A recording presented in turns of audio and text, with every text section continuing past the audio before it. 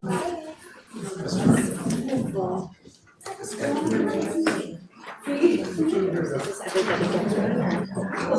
is the board.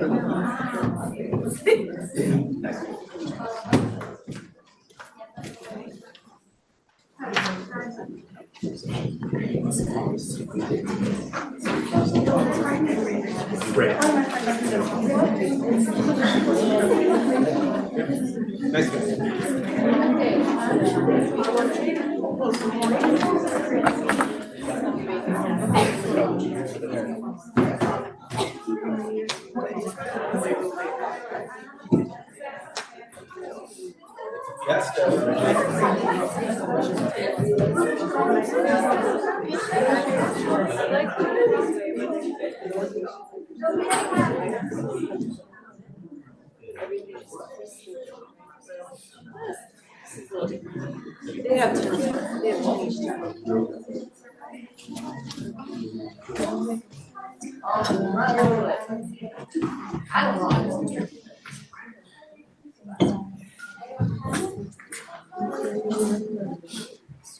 Okay, welcome everyone. It is 6:02 p.m. and I'm calling to order this regular meeting of the Sunnyvale School District. I think it's on. It says it's on. Okay, I'll just go closer. So this meeting is available in English and Spanish. Would the translator please give instructions for the translation services available? Yes. Good evening, everyone. Buenas noches a todos. Si están en línea, se utilizará la función de interpretación de Zoom para soporte en inglés y español. Todos los participantes de esta llamada deben seleccionar su idioma de preferencia haciendo clic en el idioma correspondiente cuando el anfitrión active la función de interpretación. Dicha función se encuentra en el panel de herramientas en el icono del globo. El modo de interpretación para esta reunión será el simultáneo. Gracias por su atención y colaboración. Thank you very much. Please note that a recording is being made at the direction of the board and that the recording may capture sounds of those attending the meeting. So I see that all board members are present, so please join me in the Pledge of Allegiance. I pledge allegiance to the flag of the United States of America and to the republic for which it stands, one nation, under God, indivisible, with liberty and justice for all. Thank you. I'd like to read a brief acknowledgement of land and life. The Sunnyvale School District is located on the ancestral and unceded lands. They can't hear. So just put it closer to them. No, it's Maybe tilt it. better. Yeah, you gotta talk right into it. Okay, a brief acknowledgement of land and life. Sunnyvale School District is located on the ancestral and unceded land of the Muwekma Ohlone tribe, who have peacefully honored and cared for this land for thousands of years.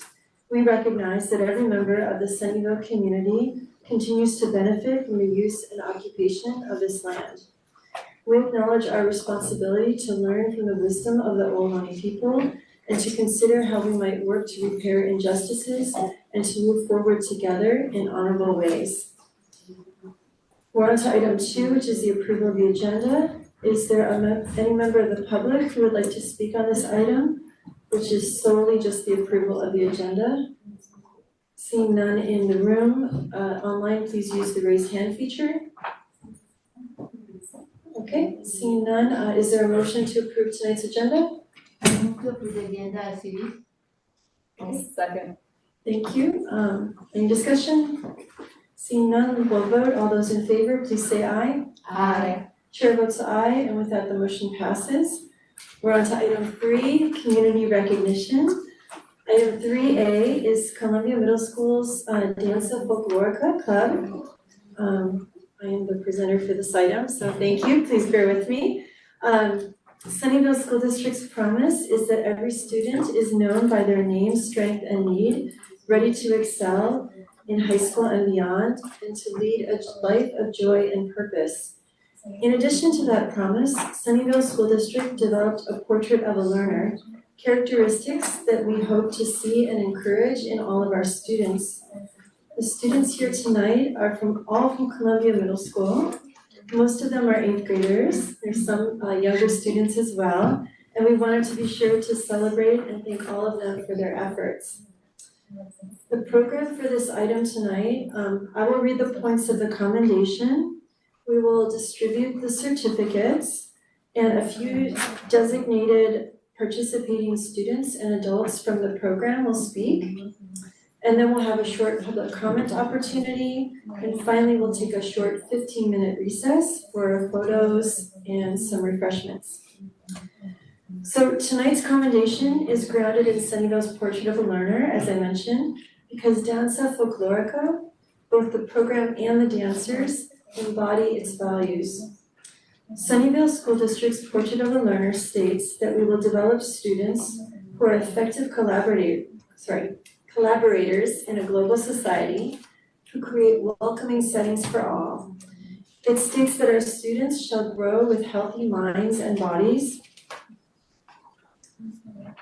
It states that our students should recognize the need to manage emotions and challenges, express feelings effectively through multiple modalities, and to make healthy choices for a joyful life. It states that we will develop students who are resilient lifelong learners, taking responsibility for learning with integrity, confidence, and pride. And it further states that our students will approach challenges with a growth mindset, utilizing acquired skills and persevering towards mastery of new skills. Danza Folklorica provides space and community to develop all of these characteristics and more. It provides students the opportunity to collaborate and collectively present an immersive cultural experience to students, families, and the community. It provides equitable opportunities for growth and offers multiple pathways for students to develop the skills to express their unique talents. It strengthens ownership of learning by engaging each student in goal setting and monitoring of their non-academic goals in age and developmentally appropriate ways. It strengthens the homeschool connection by providing opportunities and resources aligned to each student's needs and interests and facilitates authentic and meaningful parent participation. Danza Folklorica student dancers act as ambassadors representing their school and district at community events. And Danza Folklorica provides an opportunity for cross-collaboration in the above-noted areas for teachers, students, and families at both San Miguel Elementary School and Columbia Middle School. So now, therefore, be it resolved that the Sunnyvale School District hereby honors and commends Danza Folklorica. So we have certificates today, and what I'd like to do is to ask, the board members I think we should stand at either side, and perhaps Isabel, maybe you could read the names of people, and wait for us to hand them their folder. Okay. And we'll stand at either side and shake hands and give you your commemoration certificate.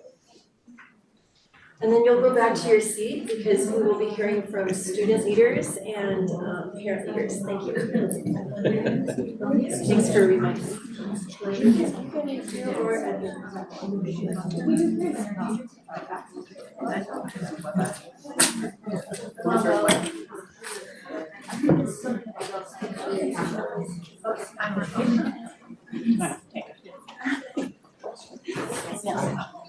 You don't.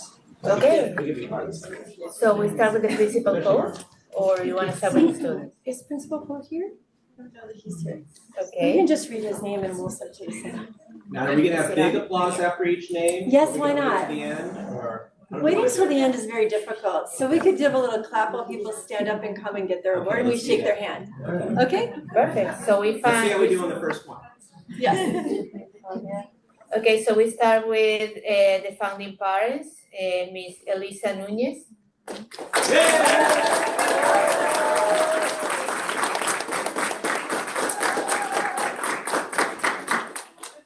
There you go. So anyone can greet, so, that's for you.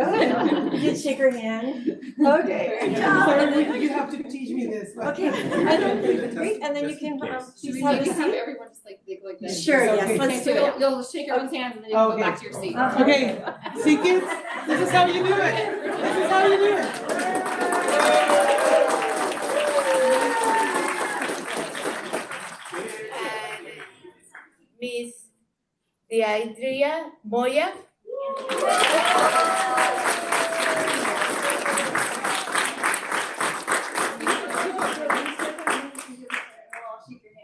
That's what we should do. That's better. We're figuring this out. Make it work as you go. Yeah. Thank you. Perfect. Okay. Yep. Miss Gloria Ramos.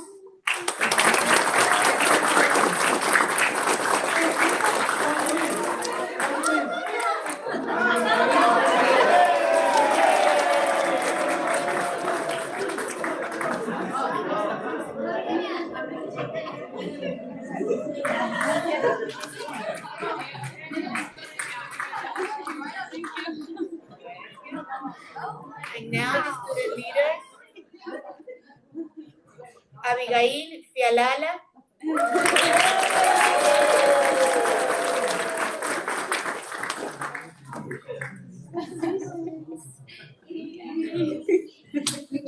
Bridget Martinez Moya.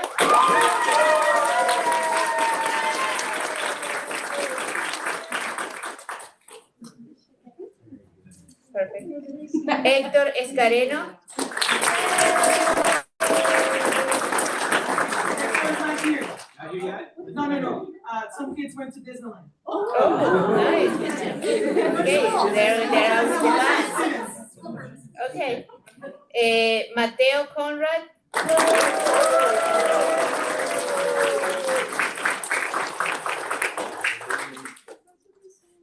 Esteban Conrad.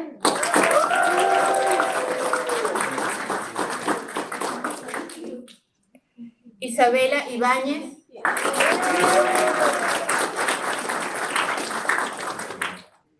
Isabela Reyes.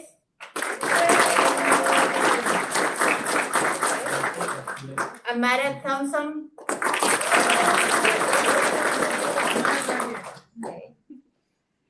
Annalie Gunderson.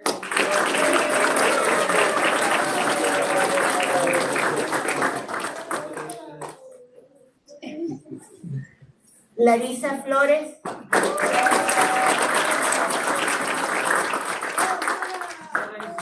Yaretsi López.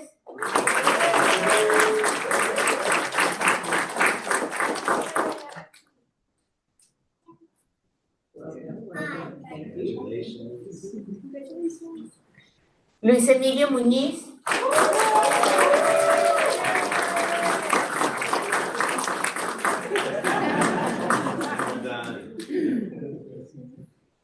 Kylie Caravantes.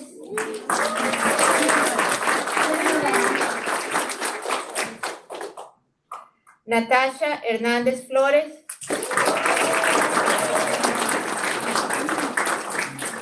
Romy Ostolanza.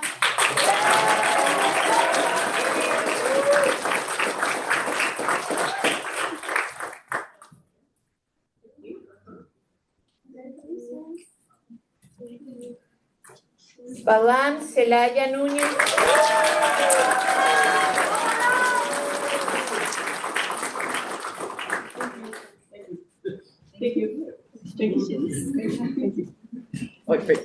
Quetzali Celaya Núñez.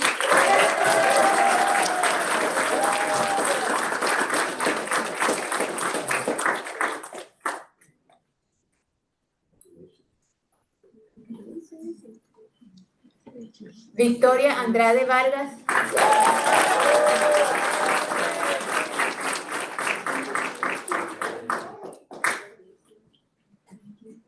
Alicia Dasous.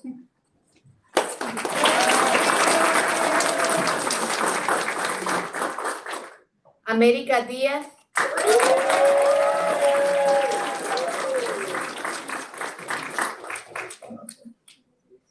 Mía Pérez.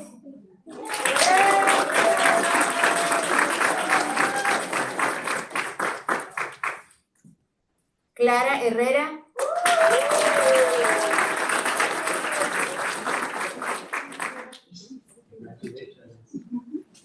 Angelina Huiz.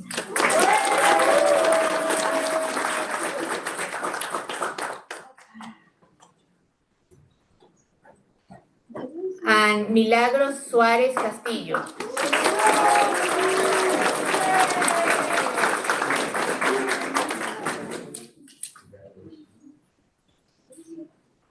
Okay, and now we will now turn to Miss Elsa Núñez.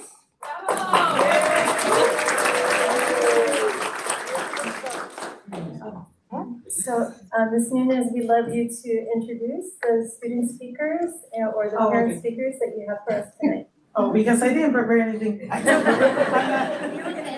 Oh, okay, so, well, first we have Abby from the 6th grade. She's gonna share some words.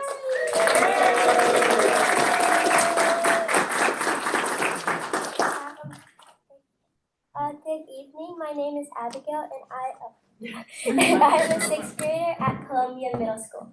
I am very grateful that our Ballet Folklorico group is being recognized by the Sunnyvale Board of Education tonight. It has been a privilege to dance with this amazing group of wonderful dancers. Ballet Folklorico means a lot of things. It takes a lot of things to love. It takes the love of dance, the love of fashion, and most of all, the love of culture.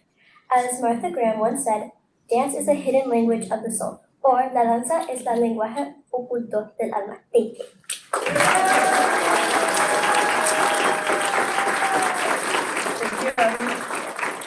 And next we have Romeo Stolaza. She's our 7th grade. Good afternoon. My name is Romeo Stolaza. I'm in 7th grade. I started doing danza in elementary school. Even though my parents are Peruvian, I enjoy the fact that our cultures share and are proud of our journey through time that has still let us remain proud of who we are and where we came from. Danza reminds me of the cultural treasures our indigenous and mestizo ancestors gifted us. Our danza program has exposed us to cultural knowledge we wouldn't get any other way, from describing why one skirt is different than the other to regions and geography. Elsa and Diadira, our group leaders, have taught us resilience, persistence, and that when you put your mind to something, you can make it happen. We are very fortunate to have 2 perfect examples of Latina women leading our group, just how they lead our families and communities. Danza is not all fun and games. Like any sport, it's a commitment where you always have to work hard, put effort, and keep going. Practices are not always easy, but when I put on my dress and feel beautiful, powerful, and full of cultural knowledge, I know it was worth it. Gracias por su atención.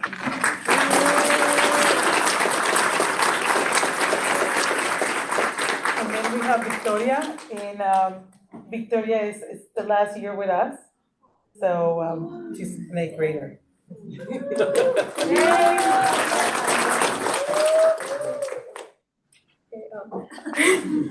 Okay. Hi everyone, my name is Victoria Andrade Vargas. I am an 8th grader at Columbia Middle School, and I just wanted to start off giving my thanks to Delira and Elsa for creating such an amazing group. I've really met a lot of my friends, a lot of new people, and it's opened my mind to a lot of new stuff. Like every Wednesday, I'm really, really excited to go to the school. Not like other days, because honestly, there's gonna be bullying at school. Obviously, there's gonna be stuff. But on Wednesdays, I have so much motivation to go to school, to go to Danza Folklorico, and it's just an amazing program. I really enjoy classes, like the classes they teach us. I feel very beautiful in my dress. It makes me connected to my roots, and I really love it. So, en español, hola, mi nombre es Victoria Andrade Vargas, soy un estudiante en la secundaria de Columbia Middle School, y a mí me encanta la danza folclórico porque me reúne con mi cultura, y no me queda el agradecimiento a Elsa de Aldira por crear un grupo tan hermoso y a muchos grupos. Yeah, thank you. Gracias. But I would like to say something very quick. If it wasn't for my friend Diadira over there, I wouldn't have dared to take on this this huge project. I love it. I want to thank to all the parents for bringing the kids, making them get up early, even though all the other kids are just sleeping, still sleeping. And to the kids to make the commitment, they make the commitment and they're there every Wednesday, sometimes tired, sometimes with injuries, and they go to the class. And I really adore each one of them. I know their personalities, I know their names, I know what their aches are. But if it wasn't for the Adira, I wouldn't be here. She encouraged me and we encourage each other. She doesn't want to get up. And also, I would like to mention, our program wouldn't be possible without the help of Mr. Poe, who is unfortunately not here. He put half of what we needed to start the program. And also, I would like to mention the SAF also play a big role in our being able to afford it. So just that, and this is my friend Yadira, and she runs it with me, and I'm really grateful to have her.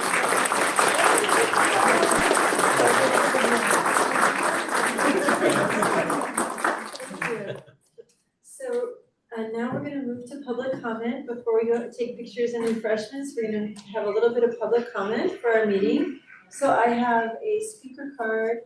Do you have a speaker card in this one? No. Okay. So we'll open it up if there's any members of the public who would like to comment on this item, either online or in person. I need a speaker card. So yes, thank you. Oh, welcome, Trustee Carpio Aguilar. So if you fill out a speaker card, it's for this specific item, which is 3A.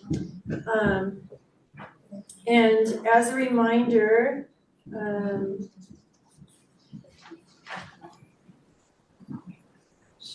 each person will have 3 minutes for public comment on this topic.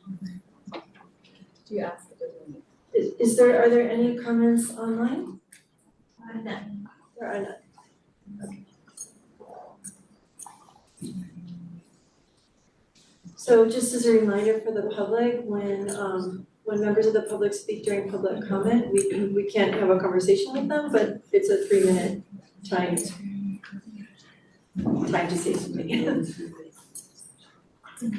I just want to add something really quick. Okay. We have a recent addition to our team, which is Gloria, and I just want to, you guys to know that.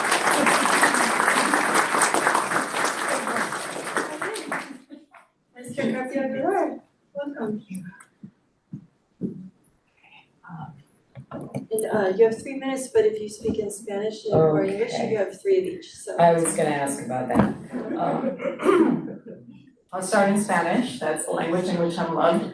Buenas noches, bienvenidos y bienvenidas. Les voy a dirigir a ustedes estas palabras en español primero, porque como dije, es el idioma donde me siento amada. Les quiero agradecer mucho porque un día estuve con ustedes en el ensayo y todavía siento ahorita las cosquillas de la dedicación que tienen tanto las familias como los estudiantes. Me sentí muy honrada de ser por un minuto parte de ese grupo, porque ese amor no se ve en todos lados. Entonces, muchísimas gracias, de verdad. Hacen ustedes que la escuela en la que trabajo se distinga de una manera muy singular. Y eso no es fácil. El trabajo que le ponen es no solo el sudor del baile, sino el apoyo financiero que se requiere, toda la logística, todas las maletas llenas de listones. Todo eso no es fácil, así que, de verdad, muchísimas gracias. Hacen un trabajo loable.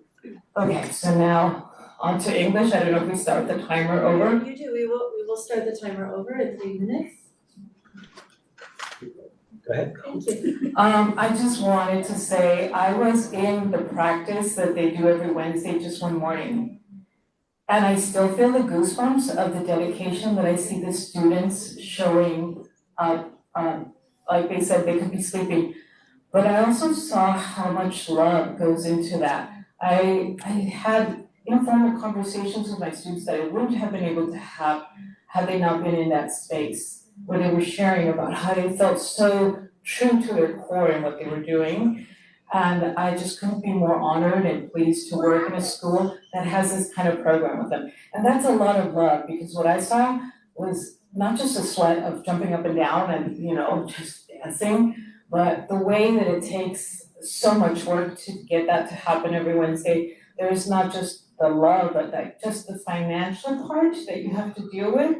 I was impressed, and the logistics to make that happen. And the suitcases full of ribbons that have to be traveled with to make the outfits. It's just every little detail, and I only did that one day, and I was beaming with just happiness to see that. So I wanted to share that with you, because had I not done that day, I would have just said, they're good all the time, but they put all the work that goes into it. When I say they, I mean the parents as well. So, gracias a todo el mundo por hacer lo que hace, realmente vale la pena. Thank you.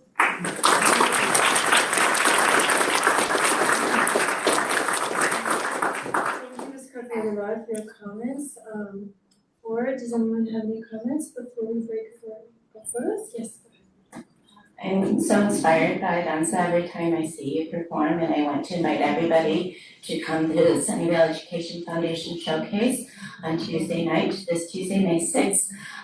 Everyone here can come for free. Anyone listening can come for free as well. So we'd love to see the whole public turn out and celebrate. Thank you. Anyone else? I just wanted to make the comment that I know some of the dancers have been dancing a long time. They started in San Miguel, and that we're so excited about the whole program spanning both schools. And I just really commend you for your years of effort and training and dedication. So, and I think you're wonderful representatives of the school when you're out there.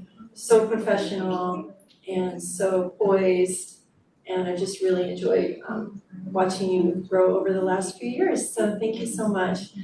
Okay, we are going to now take a short recess for 15 minutes. What I'd like to do first is take a picture of the Danza people with your awards. Everyone with your award.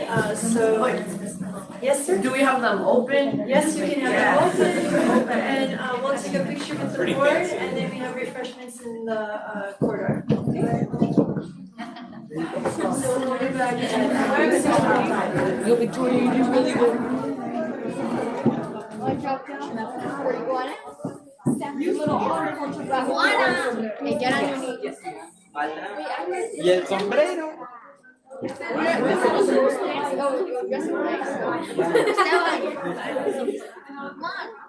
I? Yeah. It's okay.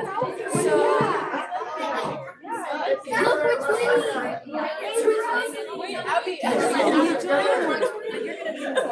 we're all together. Yes.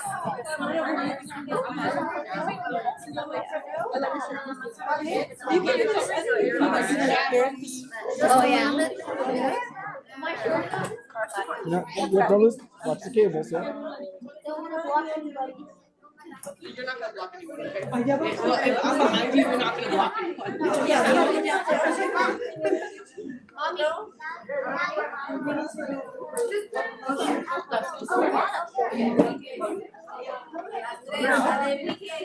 A ver, si ustedes digan, hicimos alebrijes. ¿Tú cuentas? 1, 2, 3. ¡Alebrijes! Can we get one more with Dr. Gallagher and Dr. Dean? I was taking a picture of the people taking the picture. Yes, yes. Okay. All right, ready? Rowie, it fell.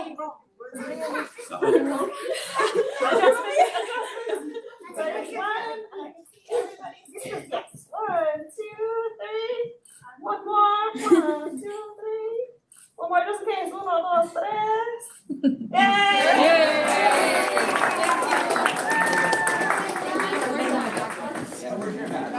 That was your The bouncer. I think I cut off a little bit, but I was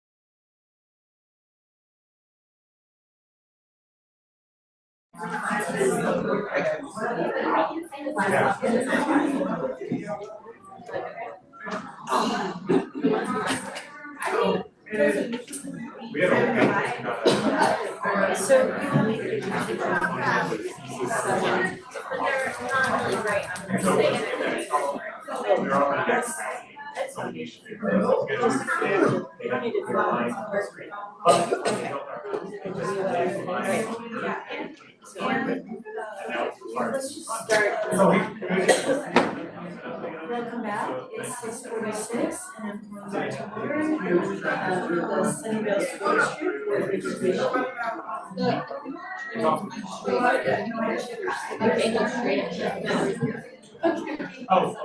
Okay, so we're back. It's time for comments from the board and superintendent, so we're gonna go down the line.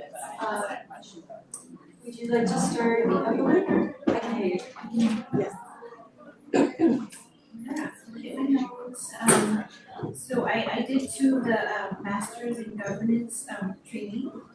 That was fun. Yeah, I did the new orientation and the Brown Act. It's always nice to be with a lot of people that's new too. And I also went to the Sonol tour with Bridget and Michelle. That was a fun time learning about school. I met with Charlene Liu and Ilana Feinsmith, and they're advocates for the Tasman bike path, bike and walk path. And I also volunteered in class at Fairwood as a directing week, helping with the play practice, cleaning, and helping with math aids and helping with students' homework. And last night I went to the Central Middle School open house and international festival, and that was really fun. It was 2 events in one day, so that was a lot. There was a lot of people and families, and a lot of food and food trucks. So that was fun to go to. And then at school at Fairwood, I'm also helping to do an international booth, and our booth is going to be Hawaii. And that's next week. And I think Columbia is going to be performing there next week at our international festival. That's cool. When your festival will be? May 9th. That's it. Well, to start, when we're arriving today at noon, because we was on the night from Washington DC, we had almost a week advocacy for public education, advocating for Title I, 2 and 3, and advocating for the Department of Education and Public Education in general. We even went to one of those with Congressman Judy Chu to advocate in a demonstration for public education and non-disclosure and on the stop of the funding for mental health and early childhood education. We also had a set of meetings at Congress. We had a very interesting conference with a lot of congressmen and other people. We also during that we had time to meet with the superintendent from high school to try to generate a plan about how to get together and align our kids with their curriculum and how to work it out so our kids do better over there. And we had meetings with the Legislation Action Committee, and we're going to do this year one of the lectures at AEC. It's going to be very interesting with the Legislation Action Committee. Again, I want to remind everybody that the SDF mixer is next week, and the Hoffman Awards will be on Wednesday. All of those also require organization and meetings that I somehow was twisted over the last 2 weeks. And in another note, I just want to recognize that yesterday was the celebration of April for the Vietnamese community, and for the United States was the end of the Vietnam War 50 years ago. and is also the big diaspora of the Vietnamese community, the United States, right after that. And also that today is the International Labor Day. In 1886, I think it was the first time there was a big push for the 8 hours work day. That was in France, and since that, Europe and a lot of countries around the world to celebrate today Labor Day for rights for everybody and every worker family. And that's it. Thank you.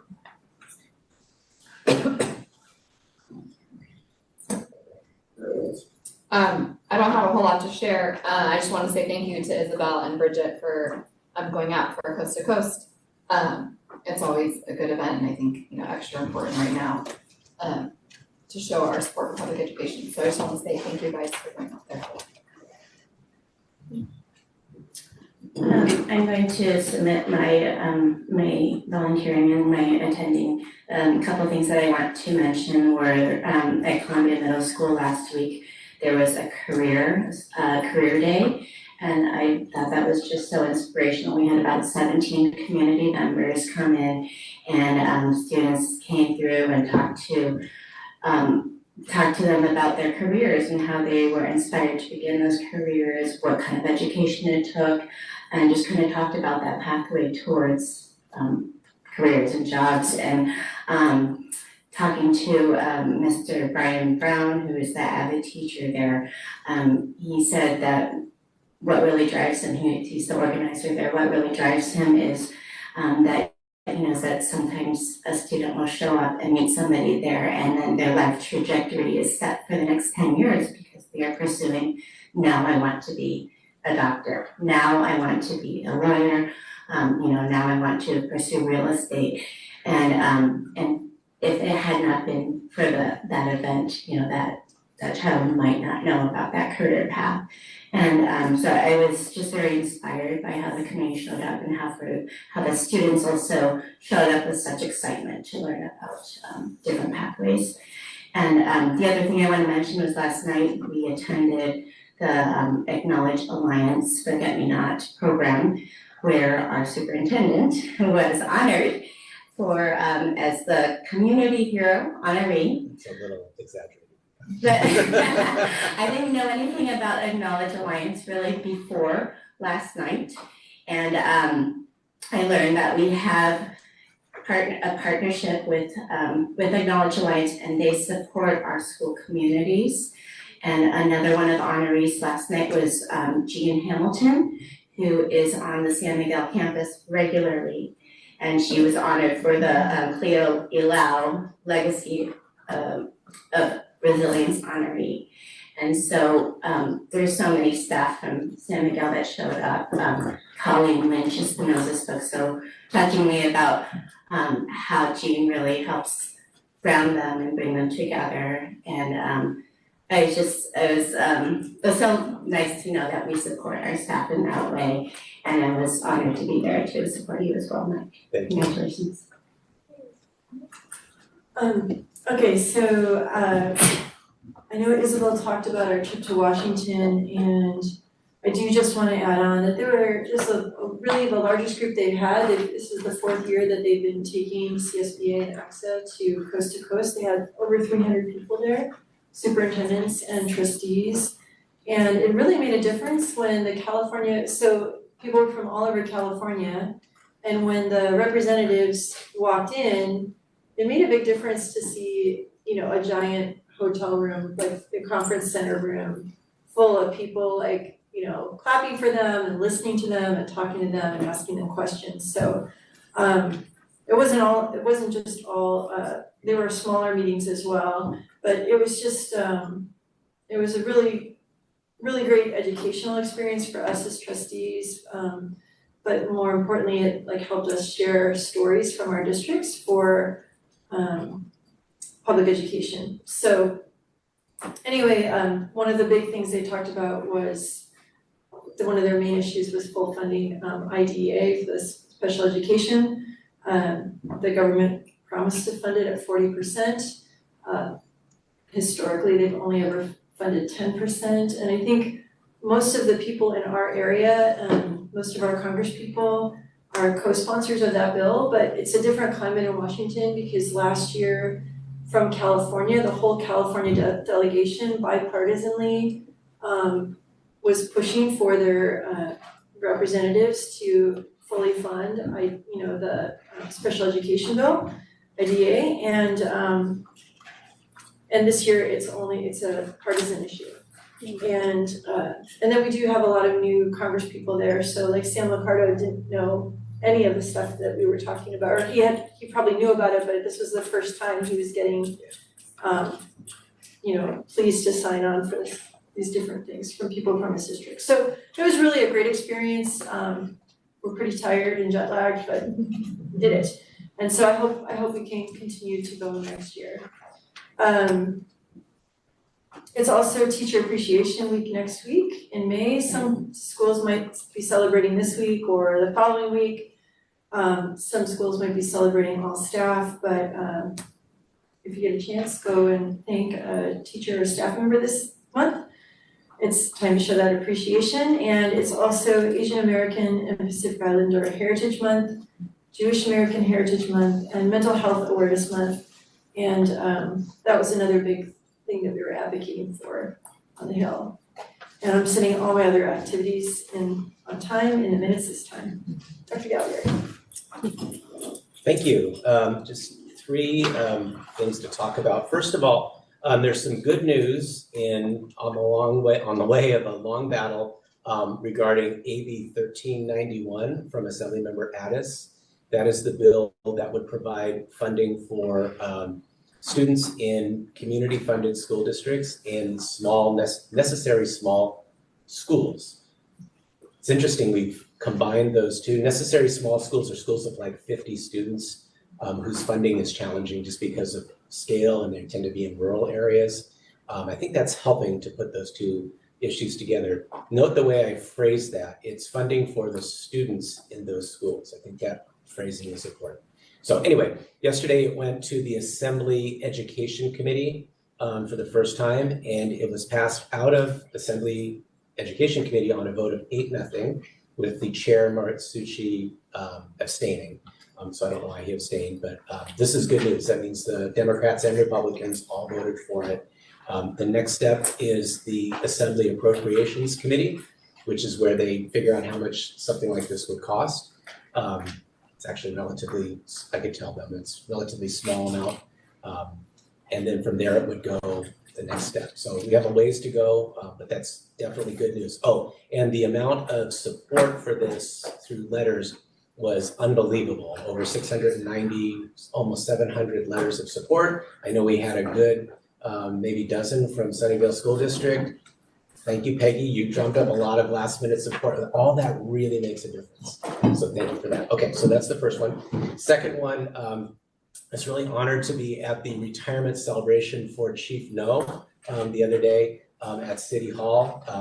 Really, really impressive. I think I've told some of you before, whenever I hear Chief No speak, I'm just impressed on so many different levels. And it was impressive. Of course, many dignitaries from the city of Sunnyvale, but police chiefs from throughout the county, Jeff Rosen from the district attorney's office, board of supervisor members. In fact, there was a little moment there because Otto Lee, standing right next to Betty Duong, said, "As we know, Sunnyvale is the best city in the county." That caused a little bit of a moment, but I think Betty was very diplomatic at that moment. But it was really impressive, and anyway, I was grateful that I could be there. Last thing I want to do is just take a moment to recognize the passing of our teacher, Terry Choate, who passed away last week, San Miguel teacher. I guess this is what I would say about that after spending a little bit of time with the community the day after they learned about this, is that Terry really represented the best of that community and really was a part of the glue of that community. Those are the words that came through everyone who I spoke to. And the other piece was overwhelmingly people said, like, one characteristic they remember about her is how confident that parents felt sending their kids into her classroom that they would feel safe and loved. And that's what a teacher is. So that's it. Thank you. Okay, so we are on to item 5, comments from the Sunnyvale Education Association, the teachers union. If there's an official representative online, please use the raise hand feature to speak. Okay, so none. Item 6, comments from the California School Employees Association. If there's an official representative online, please use the raise hand feature to speak. Okay, and then comments from the Sunnyvale Education Foundation. This is a new standing agenda item for the Ed Foundation. You do not have to fill out a blue card. You can just come on up. I see an official representative right here. And you'll have your 30 minutes. Always reserved for you. Good evening, everyone. My name is Katie Rowland, and I'm speaking in the official capacity as the program's chair for the Sunnyvale Education Foundation. And first, we want to add our warmest congratulations to the CMS's Danza Folklorica program, which is a very worthy recipient of your commendation tonight. So thank you for taking the time to recognize them. As Elsa Nunez referenced, the Sunnyvale Education Foundation funded, in a significant regard, that program for the past 2 years through our school grant program and through our Joy and Purpose grants programs this year. And as you heard tonight, these are making a big difference in the experiences that our students are having in cultivating a sense of belonging at school for many students and many families, and celebrating those cultural connections. And they're providing the spectacular and joyful performances that we all enjoy at our community events. And we're so thrilled to see them receiving the recognition for this meaningful work that they're doing. You've heard, some of you, but in case there's new people online, that you could have a chance to see this joyful performance at our annual student showcase on Tuesday, May 2nd at 5:30 p.m. in the Sunnyvale Community Center Ballroom. Our theme this year is Walking on Sunshine, and I really do think that the student performances from Danza Folklorica, our SMS musicians, alongside some culinary treats from our SMS students, as well as some STEM components from Bishop, and a lot of other great things that are going to take place there will leave you feeling like you're walking on sunshine and hopefully beaming with happiness. So we hope to see you there. Thanks so much. Thank you. Okay, so we are on to item number 8, comments from the public. This is the time to comment about things that are not on the agenda. So this portion of the agenda provides an opportunity for members of the public to directly address the governing board on any item of interest to the public.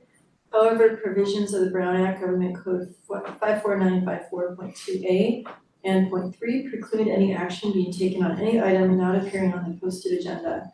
Time limits allocated to public testimony are 3 minutes per person and 20 minutes for public comments total. I do not have any cards for this item. If there is one person online. If you are online, in addition to this person, and you haven't raised your hand yet, you're using your raised hand feature, please do so now. No, just one, okay. It's Allison Joe.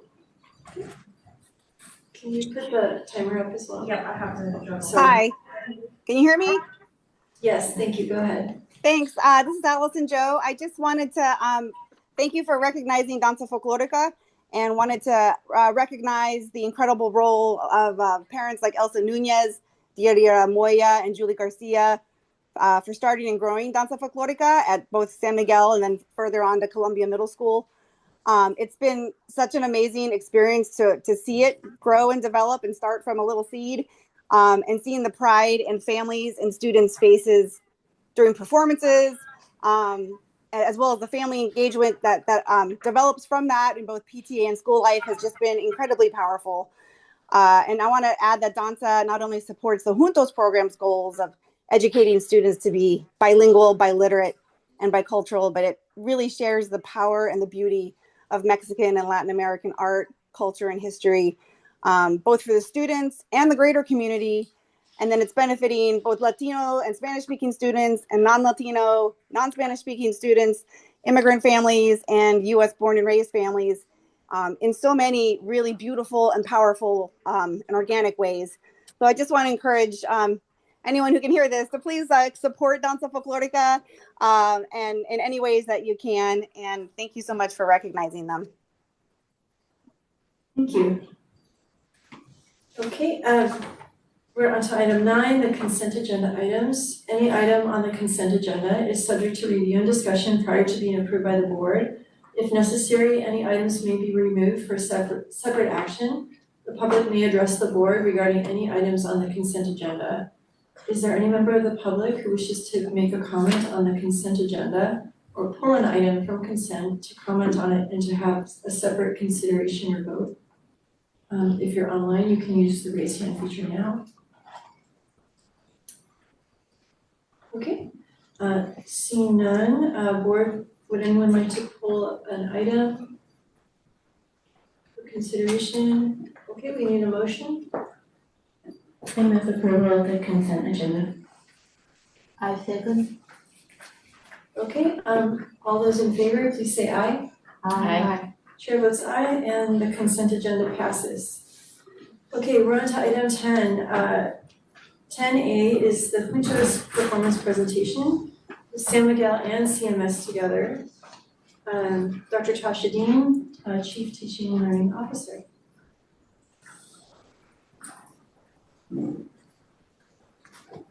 And Mr. Jonathan Watts. And Mr. Jonathan Here to Watts. support. Thank you.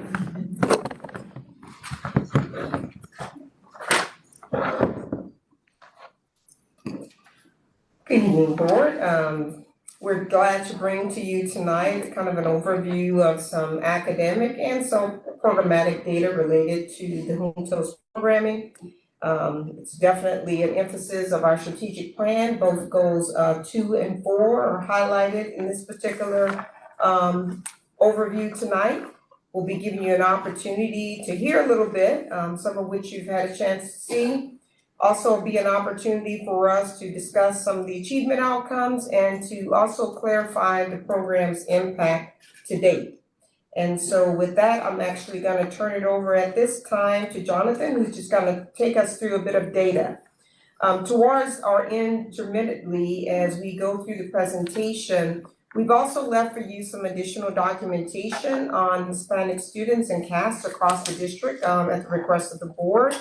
And we also have broken down some of the demographic information of who's making up the actual Juntos program for your discussion this evening. So with that, I'll turn it over to Jonathan Watts. All right, thank you.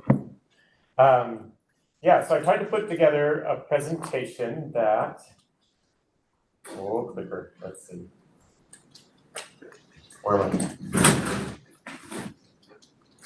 Did I point at you, Leah? There we go.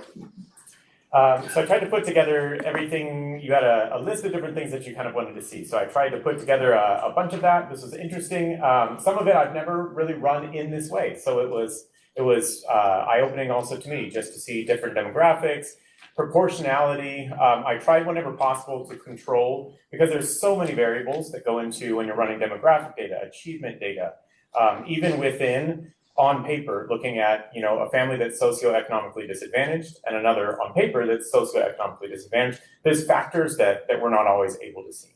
And I think anytime you have also a program of choice where you're opting in, there's also some sort of factor just there in the fact that you're opting in. So even when you're looking on paper and see that other factors might look the same, there's often things that we aren't always able to measure.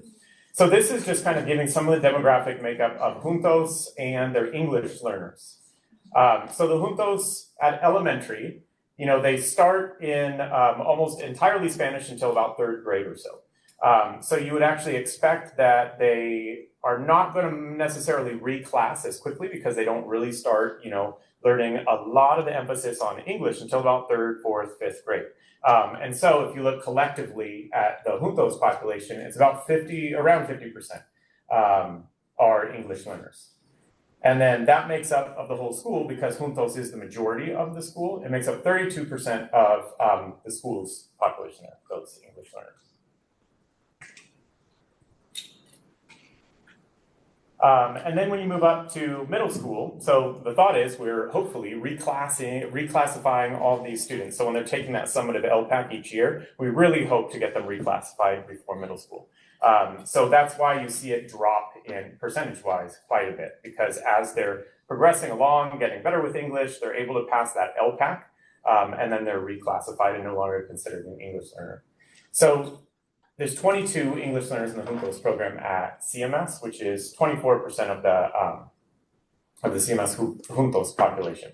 And that is just 3% of the CMS school population. Because remember that at San Miguel, it's like every two Juntos classes to one neighborhood. But at Columbia, the majority of the classes are not Juntos. So that's why it kind of flips in percentages. And then I did some kind of proportionality looking there. So I think we kind of went over this a little bit, but about 50% of the Juntos are EL at elementary. And then looking at the neighborhood at elementary, it's about 10% of the neighborhood classrooms that are English learners. And then at CMS, it's about 24, so that's where it evens out a bit more. So of just the Juntos population, 24% of their English learners. And then if you look at everyone else that is at Columbia, not in Juntos, it's about 28% of them. So it's about proportional there. And then this is, remember we've talked throughout this year about how we're looking at growth. So not just achievement of are you proficient or are you not proficient, but how much have you grown? And this is a measure when you're looking at percentile. This is a nationally normed test. So this way we're able to see compared to a student of the same grade with the same amount of instructional days beforehand, right about at the 50th percentile mark would mean you're growing at the rate that's expected. But remember that we talked about students that are below grade level, we need them to grow more than that. And so we've set as a district target the 70th percentile as a growth target. And that is a stretch goal, but it's possible. And that's also, it was chosen because when we looked at the data, we kind of backward mapped students that grew at that level, and they were able to overcome being, below grade level in close to like 2 years or so. And so it looked promising, it was doable, so we set that as a target. So that's just context about that. If you're looking here at Juntos, so the average Juntos growth percentile is right around the 50th percentile, and then non-Juntos 44. And then looking down below, so who's meeting that or exceeding the 70th percentile? So our stretch target in Juntos at elementary, 32%, 36% of Juntos at middle school are meeting that stretch growth target, which is fantastic. And then looking at the same, so flipped, looking at neighborhood, and then the Columbia population as a whole, when you take Juntos out, 22 to about the same, 22%, meeting that growth. And then this is looking at achievement. I have a clarifying question on the previous slide. Yes. So I was like reading that slide really wrong at home, because so you're saying 36% of the middle school. So 36% of the, when you look over here, middle school Juntos. Okay. Are meeting that 70th percentile growth goal. Okay. Which is really good. That's to have 36% meeting such a high growth goal. That's excellent. Okay. Yeah. I just sorry, I was trying to find a way. I know the slash probably threw you off. Yeah, like elementary, middle. Wanted to check. Okay. Yeah. Thank you. I'll do better labeling next time. And then this is achievement. So this is looking at their achievement percentile. And we've found that right around the 60th percentile tends to correlate really strongly with proficiency on CASP also. So that's why we've chosen the 60th percentile to look at. And then there it is, so there's about a 10% difference with Juntos having 10% more of their students that are meeting that proficiency goal. And then at elementary, it's about the same, just ever so slightly lower. And remember that this is on English reading. This is our local assessment. And so that's looking at grades 3, for at elementary, 3 through 5. So taking into consideration those third graders just started learning English really and focusing on that, and then they take the test. So they're all mixed, third, fourth, fifth together there. So it's pretty impressive considering that. And then this was kind of fun, and this isn't, I'd definitely take this with a grain of salt. But I thought this would kind of be fun to look at. How do they do in Spanish? And I don't have a really great population to compare to because we have some students that are taking it that's an elective. And so it's their first time ever taking Spanish. Some of the students, though, are in the Heritage for Spanish Speakers. If they're 7th or 8th graders, the class is Heritage Speaker Spanish Yes. 1, and then Heritage Speaker Spanish 2. Excellent. I knew that I had a resource back here. What I did was I wanted to see the juntos, like what % proficient in Spanish are they, and then I sorted them out and looked at everyone else that's taking it as a Spanish elective or that's in the Heritage Spanish class, and then looked at the proficiency rates there. And so it was around 36% juntos were proficient, and then the non-juntos that were taking that in those courses were about 10.5%. And then just the average test percentile means that the average junto students was around 46th percentile, and then the non-juntos that are taking those Spanish courses, 26th. So again, there's a mixture. It's not a perfect comparison, but I thought it would be kind of neat to throw in there just because we have a large enough population there that I can actually compare the two. And then looking at ELA status, so their English language acquisition status is what that stands for. And remember, when you first register for the district based on a home language survey that indicates the amount of a different language you speak at home, we assess you with the initial LPAC. And then that determines if you pass the initial LPAC, then the label that is described as IFEP, which is initially fluent English proficient. And then you don't take that summative LPAC again.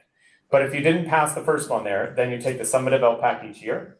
And you are an English learner until you pass that, at which point it switches to the RFEP label, which is reclassified, saying, okay, you are proficient enough to be able to access general education content in English, the same registered peers, is what that kind of means. And so this is looking by those different statuses. And when I looked at the English only and then the reclassified junto students, those were the two groups that I saw that had quite a big difference and outperformed their non-juntos peers. This is growth again. This is not proficiency. This one is proficiency. Yeah, this is the over the 60th percentile. So this is okay. So it goes proficiency and then you have a different slide on growth. Yes. Okay, great. Thank you. Yeah, and then I did growth here. Right. So this is the same thing, but looking at, are they hitting that growth target? Because proficiency is one thing, but I want to actually see, are those that aren't proficient, are we growing? Are we really growing at the rate that we need to be growing? And here it was the junto students who are reclassified in English only again. They also had greater growth than the non-junto students in those same categories.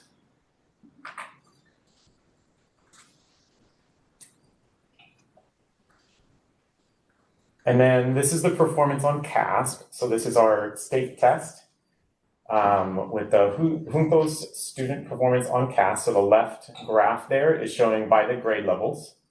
And there's no filter on that, it's just all the juntos students. And then over on the right-hand side, those are non-juntos students. And again, no filter. So it's just all of the students that are not in juntos, and then those are all the students that are in juntos. San Miguel and CMS.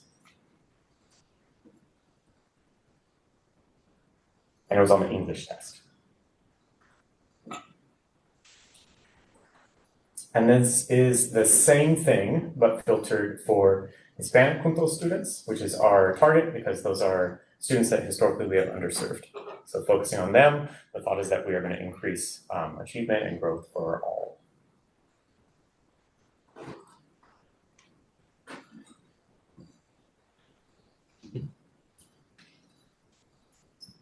Wait, am I on the same slide? And that's it, look at that, all right. Ready for another one. And then, did you want to, okay.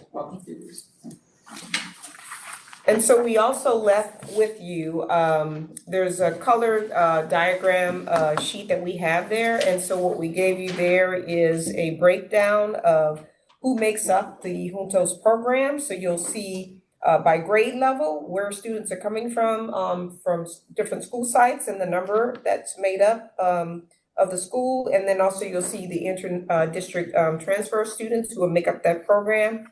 And so that was one of your questions. And so this kind of addresses who makes up the program demographically. And then the other that came up for additional data for you to consider is Hispanic students on the same CAS ELA data that we gave you for the Juntos programming by school site.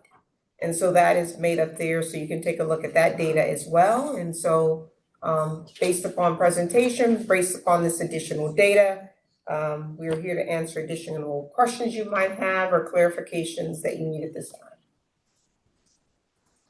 The makeup of the Juntos was also interesting data that I hadn't seen before, and so that was fun to kind of visualize and really see where they're coming from. So I think it was about 41% of the Juntos students live within the San Miguel area, but then over 50% come from different schools. I mean, like all around, it looked pretty spread out all around the district coming over for it. Do you want to read the totals for those who cannot see them? Yeah, I was even thinking, I wonder if you guys could see it if I, oh, that's not gonna work, it's such a tiny little thing.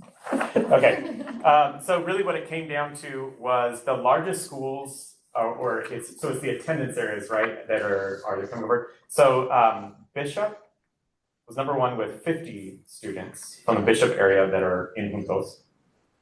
And then that was followed, I believe, by Ellis. So it's 35 students from the Ellis area that are in Juntos. And then 31 inter-district. Lakewood had 26. Vargas 12. Feel like we're missing one. Cumberland. Oh, I had to scroll to the right. Okay, hold on. Cumberland. We have Cumberland's You have it on there? There's no cherry cheese, but. No, it looks like there is one missing. If you look on the bottom. Yeah. See that scroll bar there? It's a scroll Okay. bar, so there is one over there. Right, see But that. Cumberland's 5 and Fairwood's 2.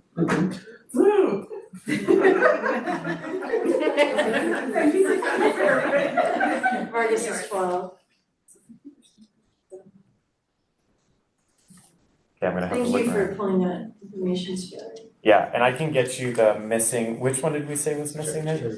Cherry Chase. Okay, I'll have to remember how I ran this and where it is, and then once I find that, I can. What's the I'll get to those numbers. inter-district? That's a good question. I think Jeremy might be able to explain a little bit.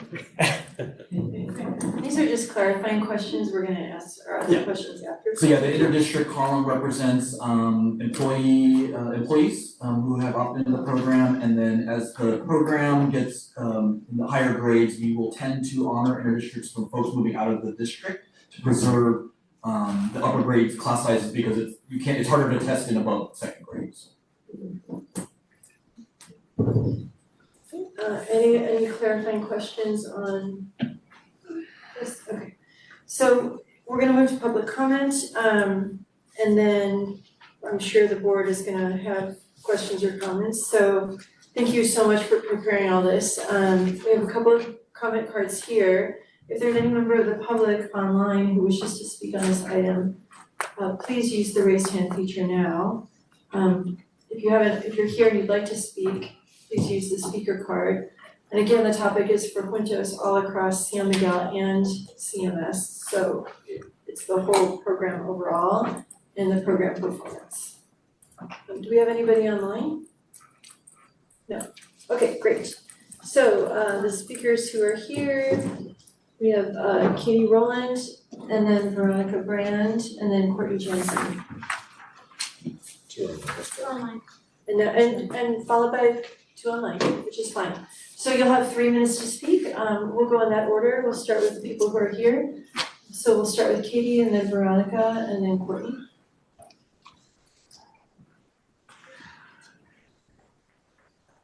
Good evening, I'm Katie Rowland, and I'm speaking on my own behalf as the parent of 2 Juntos students, one in San Miguel and one at CMS.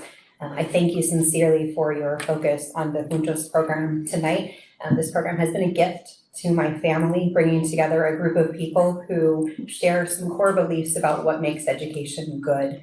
and giving us friends and allies and a school community that truly inspires me. It's also worth your agenda time tonight, so I appreciate that.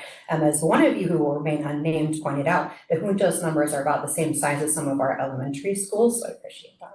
Regarding tonight's presentation, a few comments. The first is I didn't hear a mention of what Juntos program goals are tonight, so I thought I'd share that with you all. This is Esteban Navarro's presentation from the Juntos Information Night of what the vision is for the program for students to become bilingual and biliterate in Spanish and English, become true global citizens by valuing the diverse cultural community around them and taking pride in themselves, their language, and their culture. They will become confident and compassionate leaders prepared for rigorous academic and life challenges. And this is a beautiful vision, guys. And I wonder if you might see, as I do, when I look at that, ways that we could take this vision and create some concrete program goals that we could use this great data to measure our success toward. And second, I hear often, and I heard tonight, that we're looking for specific ways to best serve students, particularly historically marginalized students. And tonight's data could be combined with other existing data and analyzed using different methods to understand questions like, does the Juntos program better serve certain groups like English language learners, Hispanic Latino students, non-affluent families, or Spanish-speaking students? You could evaluate, do Spanish-speaking families in the Juntos program do better at math than their similar peers at other SSD programs? You could determine whether any program variances are actually statistically significant or just not really that significant, statistically speaking. You could control for intervening variables like affluence if we think people come into the Juntos program are more affluent. So we could actually establish what is true, what is the true impact of the program on the families that we serve. And you could establish things like whether students from Juntos are actually achieving bilingualism and biliteracy. What would that look like? We don't know. Finally, I want to reiterate the request to please create a Juntos Family Advisory Committee or Juntos Advisory Committee. Families are clamoring to be involved, and we care so deeply about this program and its success. And we want to be in the room working with you, not coming up with you afterward and saying, here's what I wish we could see from you tonight. And I'd like that advisory committee to have safeguarded places to ensure diverse viewpoints, especially in terms of language background, country of origin, immigration status, socioeconomic status, and age groups of children. Thank you. Thank you. Next up is Veronica Brand, followed by Courtney Jensen. Hi, thank you for the opportunity to speak tonight. My name is Veronica Brand. I'm a parent of 2 children in the Juntos Bilingual Immersion Program at San Miguel. I have a 5th grader and a rising Columbia Middle School student and a 2nd grader in the program. First of all, let me start by saying how grateful I am that this program exists in the Sunnyvale School District. As a heritage Spanish speaker who grew up in the Bay Area, I had a very different experience of growing up with Latino heritage than my kids get to experience. I would say I grew up in a culture of assimilation, so to see the very next generation becoming bilingual and bicultural and really just aware and curious about multiple cultural traditions heals a little bit of my soul. I am so very grateful for this program and the culture that has been created at San Miguel by its administration and its amazing staff. As for tonight's presentation, I appreciate this is a start, and I hope that we can have more data analysis in the near future. I appreciate all the charts and would love to see the extra information that got passed along, so I hope that goes up soon. I believe there's a lot of potential for bilingual programs, not just in affirming different ways of being, but also academically. In fact, as an incoming kindergarten parent, I was shown research documenting the benefits of bilingual studies. I was hoping that tonight we could see the students in the Juntos program were showing similar results, and if not, why not? But it's hard to interpret the data that was shown tonight. Is it statistically significant? Are we following the same students? How do we account for newcomers? Are differences in demographics being taken into account? Why aren't we taking a look at math scores? Does it matter for English learners who speak Spanish if they learn math in their home language? I come out of this presentation with a lot of questions, so it's a good starting point, but definitely not an end point. And so I asked that going forward, you define the program goals a little more. I recognize that my kids are getting a lot out of this program. And at the same time, academically, I think we can do better. But first, we have to know how we're doing right now, which means taking a closer look at the data and asking if the Juntos group differs from the null hypothesis that their test scores are the same as non-Juntos students in a statistically significant way. Furthermore, it would be amazing if you could work with Juntos families to articulate those goals. I very much support a district advisory group for Juntos and would like to see meaningful collaborations. Feedback from things like the Panorama survey are woefully insufficient. I'll be honest, I would consider myself a pretty engaged parent, and I didn't even fill it out this time. It wasn't a priority because I never hear about the impact of these surveys, and the feedback is actually incorporated. And given the events at our school last week, it slipped my mind. I think many of us want to have a way to work together with the school district to better support our students, and we crave more opportunities to do so. Thank you. Thank you. Next up is Courtney Jansen.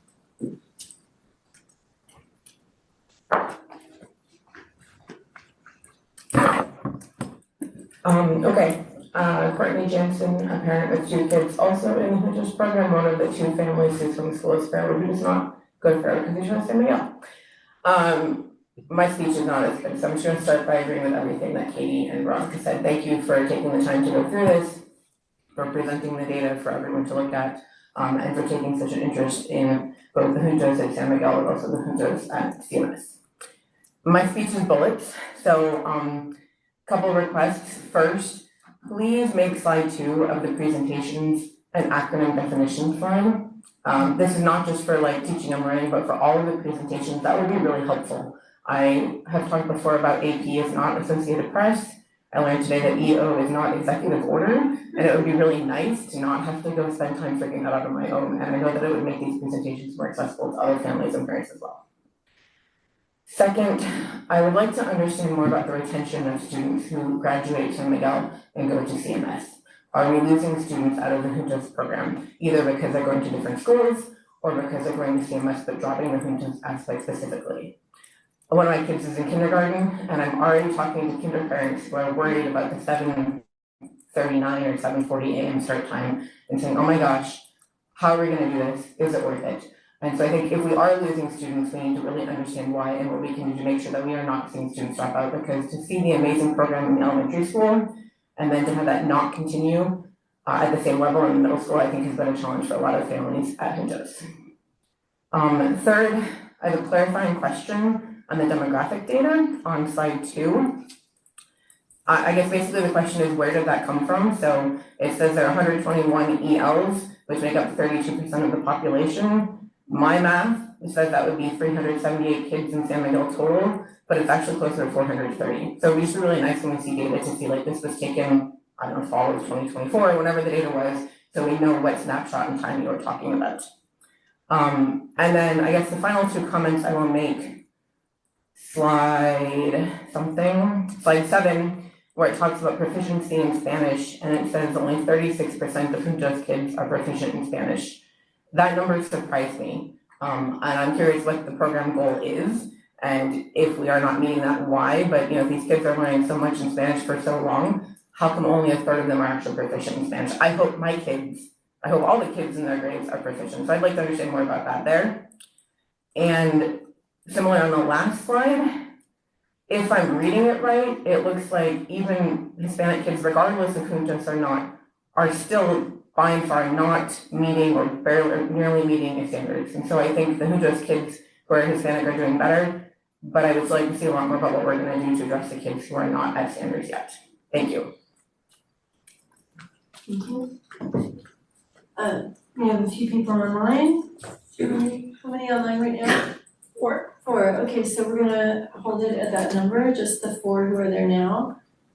You can start calling them off. That'd be great. So we have Marissa, followed by Kristen Fedoruk, followed by Allison Joe, and lastly is Casey.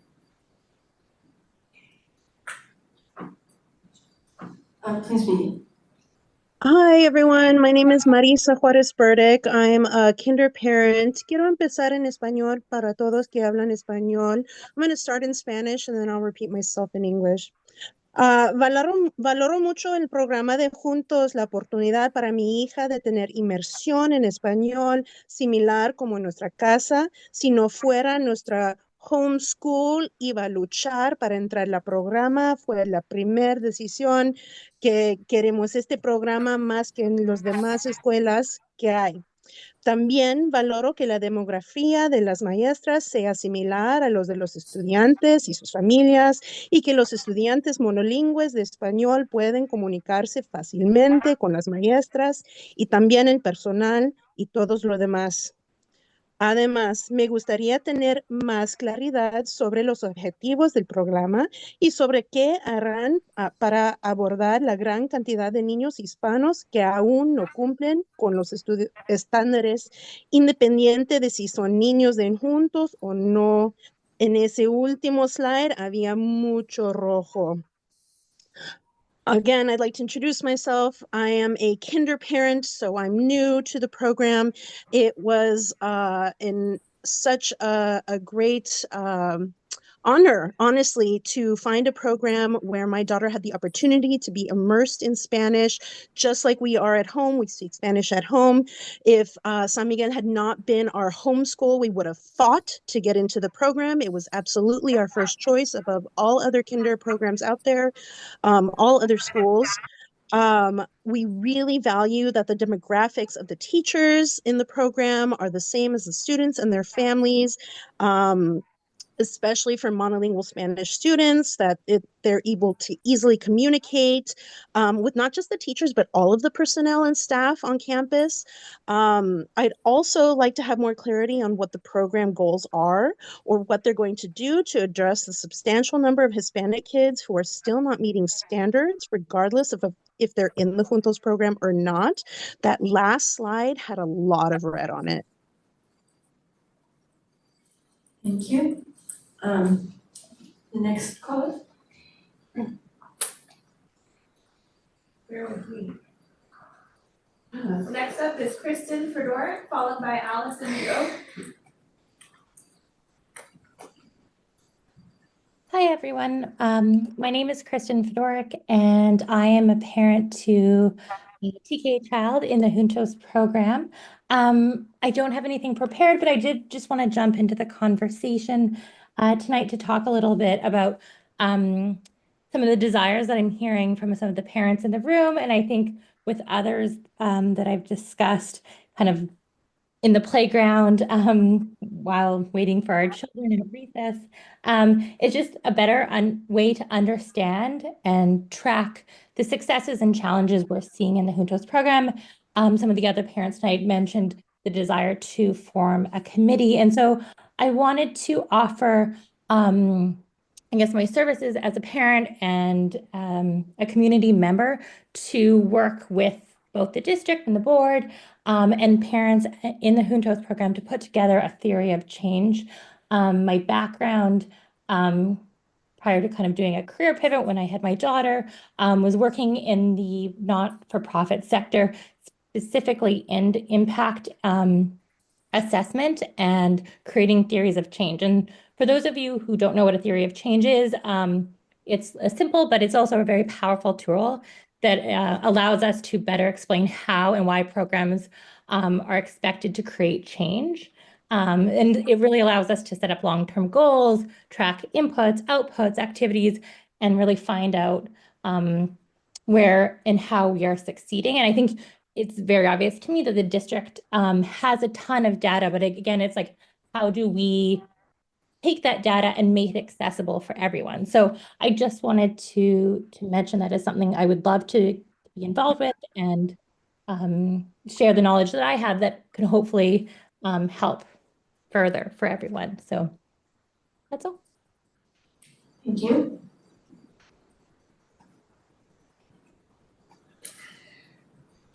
Next up is Next up is Allison Joe. Losing my voice. Followed by Casey. Hi, this is Allison Joe again. I'm a Juntos parent of a 4th grader and an 8th grader at San Miguel and Columbia Middle School. And I just wanted to reiterate what other parents have said, that the Juntos program has been life-changing for my whole family, and I'm incredibly grateful for this educational opportunity. And it's been such a journey. And I just wanted to encourage Sunnyvale School District for ongoing collaboration. We got the email from Catherine Armstrong earlier this week that was really informative, but to continue collaborating with Fremont Union High School District to really address the trajectory of students and the impact beyond elementary and middle school into high school and beyond for those lives of joy and purpose, and to consider advocating for more opportunities for Spanish-centered and Latin American-centered opportunities in high school and academic achievement and opportunities to engage historically marginalized students and all students, considering things like AP Spanish literature or a class for Spanish interpreters, or even Latin American history. Just so much potential there to center and celebrate students that make a large demographic of that school. And I think this could really benefit both Spanish speakers, non-Spanish speakers, Latino, non-Latino, Junto students, but also a lot of other students that are coming from other feeder schools. And there's a lot of potential there for students to feel seen and to feel like they belong and to feel engaged and to build those cultural understanding amongst various student groups. So thank you for all the work you've done with the Juntos program. It's a really special school, and all of our schools are really special, but it's been a really special experience. And I want to also continue to advocate for the Juntos Parent Advisory Committee, both for Juntos students, but also there's a lot of potential for how this can impact other students that may have similar backgrounds or histories, and closing achievement gaps and celebrating the strength of our community. So thank you very much. Good night. Thank you. And lastly, we have Casey. Hey guys, food's ready when you guys are. Okay, well, it's warm and it's getting cold. All right, hello. Hopefully everyone can hear me. Yes, we can. Okay, perfect. Thank you so much. Thank you so much for giving me the opportunity to speak here. I have one student in kindergarten and we are loving it. We identified the Juntos program as where we wanted to send her from very early on. This has been our plan and we've been just very, very happy with it so far. So just thank you so much for having this program available. This is not our home school, so we transferred in and it's been wonderful. I think Courtney mentioned earlier, some of the kindergarten parents have been mentioning we're already concerned about middle school and kind of beyond. And I know we're a few years out, but just looking at the options beyond San Miguel, when I was looking into it, I hadn't realized that Columbia Middle School, you would have to do a 0 period and start early. It is important to me that, my daughter, it becomes bilingual and biliterate. But at the same time, I think feels a little bit like a punishment, making them go to extra school. So if there are any other options, that would be wonderful. And then even beyond middle school, how to keep that going throughout high school, because I think this is just such a wonderful opportunity for the students to become truly bilingual and biliterate and learn more about the Spanish culture. I just want to, put my comment out there that, I think the Juntos San Miguel program is wonderful, but, going into middle school and high school, I think maybe I would be wanting more. Thank you. Thank you very much. Okay, so that concludes public comment. Got distracted by the hands up there, but they are people who've already spoken, which is great. Okay, so, first of all, thank you, Mr. Watts, thank you, Dr. Dean, for putting all this together, having this conversation. I know this is a follow-up from our previous conversation when you were discussing school focus and programs of choice. The board was asking questions and we received information as an update, but this is a great opportunity to review it with additional information from CMS. So thank you for putting this together and taking this time right up at the end of the year near the LCAP and everything else that's going on. So board, it's time for your questions or comments. We want to start. Anyone would like to start, or we can start with Evelyn, or move down the line and everyone ask something and then we can have a conversation. First of all, I wanted to say thank you to Jonathan and Dr. Tasha for the presentation. Because I'm a new board of trustee, who can attend the Juntos? I think it's an amazing program from what I've seen and everything that I've heard, and it's awesome. But who or what child or student can join or attend? It's an open enrollment opportunity, so at the beginning of the school year when we start the enrollment process, you know, everyone can, you know, we have capacity, but at this point, we've been able to enroll any student who's wanted to be in the program. So that's essentially it. I mean, and then we have students in the midst of the year, and when that happens, there's a bit of an assessment to assess how to integrate students into the program if they come at a later time versus TK or kinder age groups. But at this time, we've been able to accommodate all students who've wanted to enroll into the program today. I just want to clarify for her, when she's all students, meaning all students who reside within our district. In the Sunnyvale district. So it should, right? yeah, That not is correct. interdistrict, yeah, the interdistrict, that's Jeremy, there is a small subset of people who are non-district who could potentially attend, but that's a very small. It's just like Fairwood, where there would be a lottery, or it might depend on grade level, if you wanted to join a district program.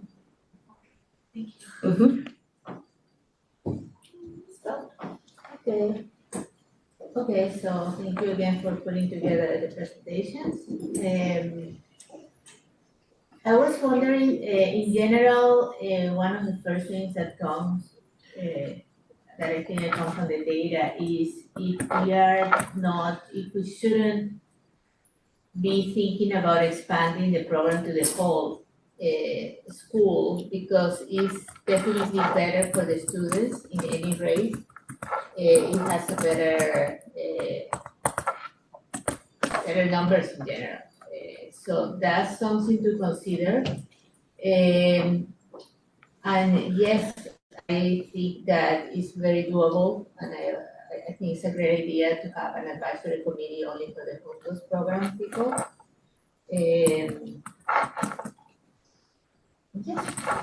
I also support the advisory committee. I think pre-pandemic, I was going back and looking through the slides.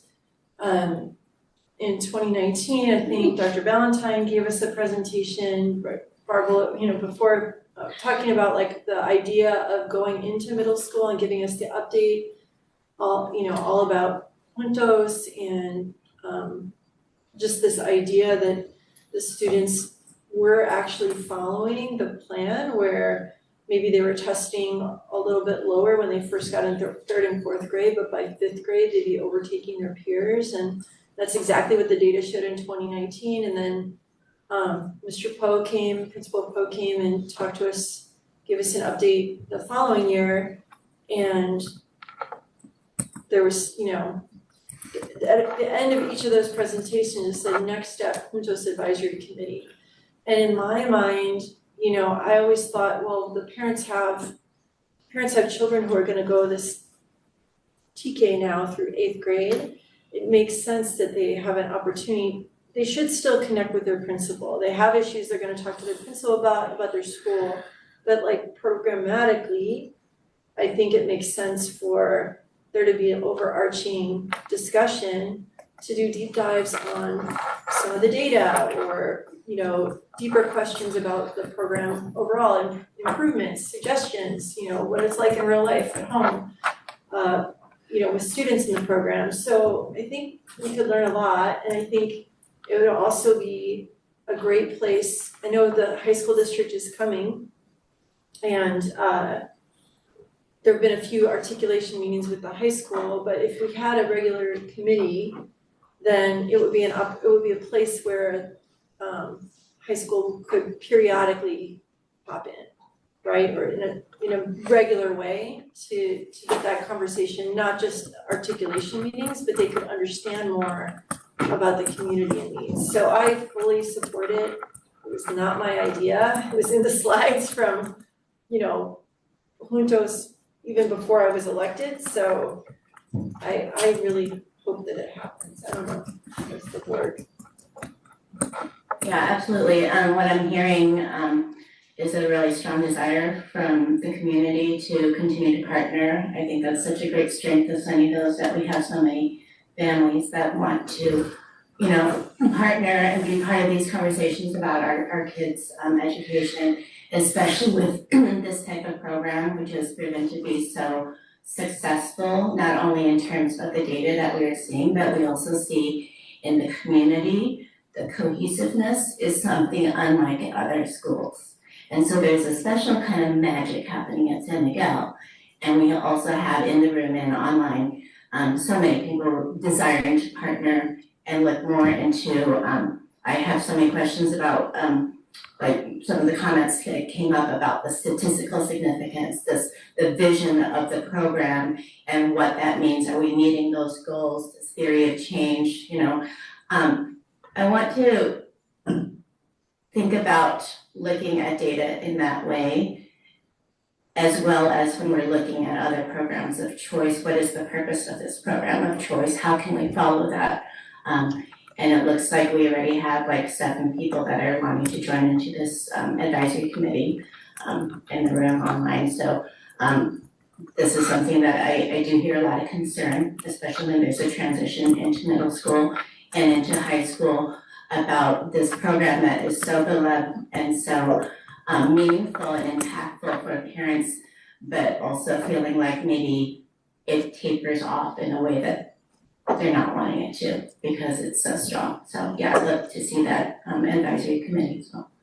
Let me just add that I do believe that the way the formula for the program is that the Spanish component does taper off in middle school, but we, you know, would there be other classes that could be offered in Spanish or, you know, in a bilingual situation? I mean, I think there's a lot to explore, so. Anything else, Isabel, on the data or what about your first point was? Yeah, the expansion of the program. First, maybe you can make a better program because it's gonna be only one program to manage at the San Miguel. And second, it looks like we're doing a disservice to the kids who are at that school and haven't been convinced to get into the program because the numbers show that they get a better education when they get into the program. So I think I would like to clarify that one. Yeah. So the Juntos, I feel like there might have been a couple missing points in the data there because the Juntos non-Juntos population are still, for the most part, outperforming all the other Title I peers. No, wait, no. It doesn't show that. No.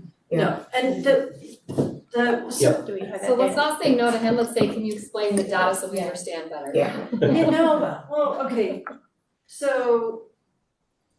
That was the data that was in packet review, et cetera. Yeah. That is correct. So I gave quite a bit of data in the packet review and answered quite a few questions that were kind of pertaining to this. And when you control for as many demographics as you can, San Miguel is doing good when it comes to growth and achievement when compared to other Title I peers. But I do want to also emphasize it's about 34%, I think, that are proficient in reading in English. So while, yes, compared to some other Title I peers, both Juntos and the neighborhood are doing well. There's still probably about 70% of the population that are not proficient.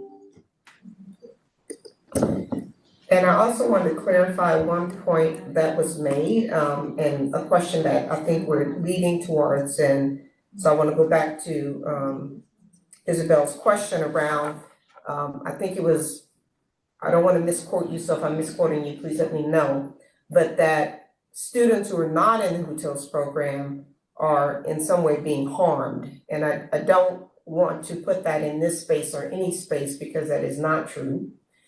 Students those families have made a choice to be not in Juntos.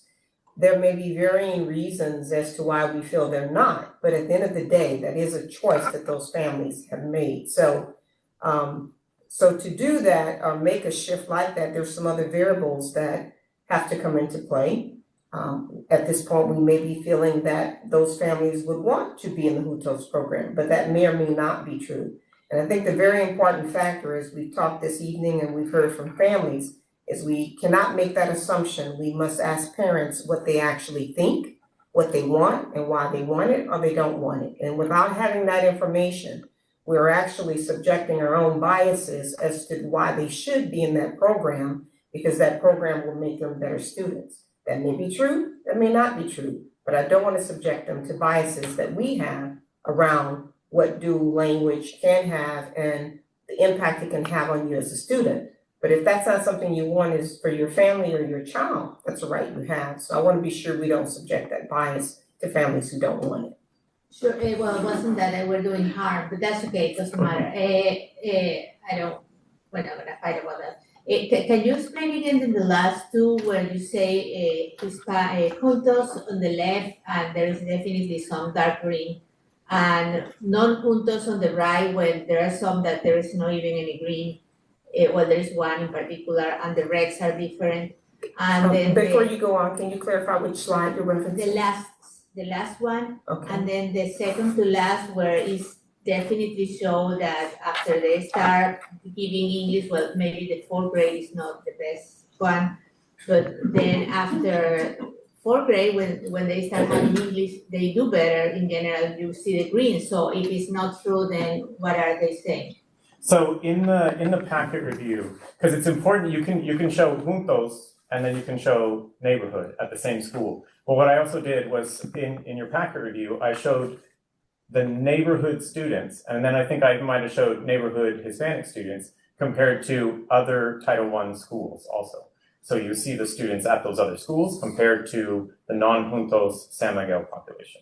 That was a different number and a different, there was like a different number and a different measurement than this, right? So like that was my follow-up. May have been probably the local, I'm guessing that I used NWEA for that because we get CAST once a year, but NWEA we have a bunch of them. So like just given the slides that we're given. What it says that's a lot. Clarify. A lot? What was it? That in this one it says Juntos student performance on CAST and then non-Juntos student performance on CAST. Correct. In San Miguel. It doesn't say that it's in the country or in all Titles I schools around. Yeah, the one that I was referencing isn't in the slide deck. It was when you ask all those questions and then we put in the answers. Okay, but then is the slide? This slide is showing the juntos, yes, on one side. And on the other side, it's the non-juntos performance. So that's San Miguel and Colombia combined. Oh, okay. So if the dark green is better, then I'm not understanding because there is more dark green after fourth grade when they start. Obviously, before they start studying in English is not better, but then. Yeah, so it is true that in general, juntos outperforms when you're looking at the same school, Colombia, and you look at juntos students, and then you look at the very large number that's not juntos.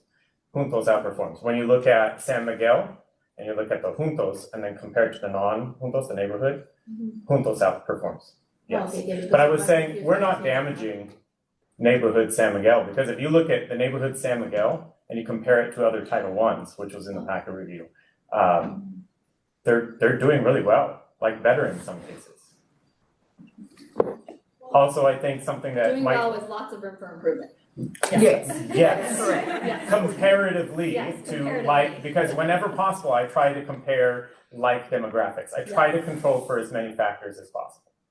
Some things you can't control for, and some things are kind of little hidden variables that you don't know. So that's something, I mean, and anytime you have an opt-in program, there is something there that you can't quite measure. And I think that came up a little bit this afternoon in our conversation, again, Bridget.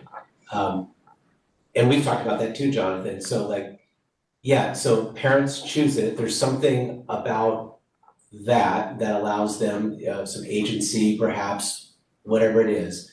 And that seems to correlate with improved performance. And so I think the question that came up, or the idea that came up with Peggy and Bridget was, how can we develop that agency? Like maybe we can develop that X factor for parents and help them. And I can tell you that Mr. Ibarra works really, really hard promoting the program with every parent in the school and encouraging them to apply, but maybe there's something else there. I mean, there's definitely things we can learn from Juntos and the success that we have seen. So the more barriers we can remove, right? So if Spanish-speaking families can go straight to their teacher, straight to basically anyone, and be able to communicate about it, that's huge. That's really helpful. Also considering that they teach math entirely in Spanish. So if you think about a family who may not be able to understand English math vocabulary when the student is coming home, that's one less conversation academically maybe that they'd be able to have. But if you're learning in Spanish, your family speaks Spanish, like it's a huge benefit to them. Because even those small things of like they can come home, chat a little bit about, hey, what did you learn today? And be able to converse about that. So I think like some of the things that we're learning from this for sure is like, what other barriers do we have right now where they may not be able to access so easily? Are there more ways to put everything into Spanish or to give resources to them or find ways to communicate so that they can have all these conversations? Mm-hmm. And I would say in our strategic plan, the goal 3, goal 3A, B, and C is actually what those particular goals were exactly about. Creating that level of agency within our students in a collaboration with their families. So I just want to bring us that we've talked about that, not just for Juntos, but we've talked about that for our entire student population as well. And that is captured in that goal and where we need to have additional emphasis. I certainly understand the excitement about like, hey, we can see the impact, and we just talked about we know the positive impact of knowing 2 languages and learning 2 languages at the same time. And then so the challenge is, well, how do we do that for more and respect the wishes of parents? That's where we're at. So just as a thought, I would say when the data is being broken down, like it's really helpful to understand that like, because we've seen data before that said that our Hispanic students are underserved regardless of their socioeconomic level, like across the district. And so for me, when I was looking at this data that was provided in the packet, it seems like even though San Miguel is a gem of a school and the community, it's one school, even though there's a program at the school, it's very, very activated, very one school kind of feeling there, right? You can see that there's a difference with what the district does, what we do, right? With the programming, with, you know, maybe it's the instruction or just the plan of the dual immersion, you know, the whole plan of the dual immersion instruction. But something is different between the 2 classrooms with Hispanic students and with students in general. So if the families, I know you're saying we're going to displace people. I don't think that's what Isabel was talking about. I think she was saying like a change like Fairwood did where they started in kindergarten and now you would start in TK and you would plan for it. But if the program has something, and it sounds like you're not sure if it does or you can't state that it does have that statistical significance, but if the program has something to it that is going to move the bar 10 or more percentage points for that group of kids, then we need to educate people about that difference and then ask them, like, not say like, why aren't you going? Sure, ask them why aren't you going, but then say also, did you know that there's this difference in how this methodology teaching kids is gonna get them that much farther? Because for all that red that we see on the paper, because it compounds year over year, it doesn't set them up for success in high school, right? So anything we can do if we know our program is working. So let's figure out, if you're saying the data here, we don't have enough data to say if it's really working, if what we, you know, that extra zhuzh, let's figure it, let's find that out. Like that would be the next thing to find out, maybe with the advisory committee parents as part of the conversation. Let's find it out, and then if it is, then we can have that other conversation. But I don't want to just take it off the table and and scare people and say, we're thinking of displacing people and making them move schools and whatever. And it's not about that, it's about the future, because you have to plan a couple years ahead. And if there is evidence that that would be a good decision for the students, it's our responsibility to keep raising that issue. So, Yeah, I like the way you said that. We have data now that shows the impact of the program. And so when recruiting, and I probably Mr. Ibarra does this to some level, but because he's the primary recruiter. But like we can draw on that data when having those conversations with parents.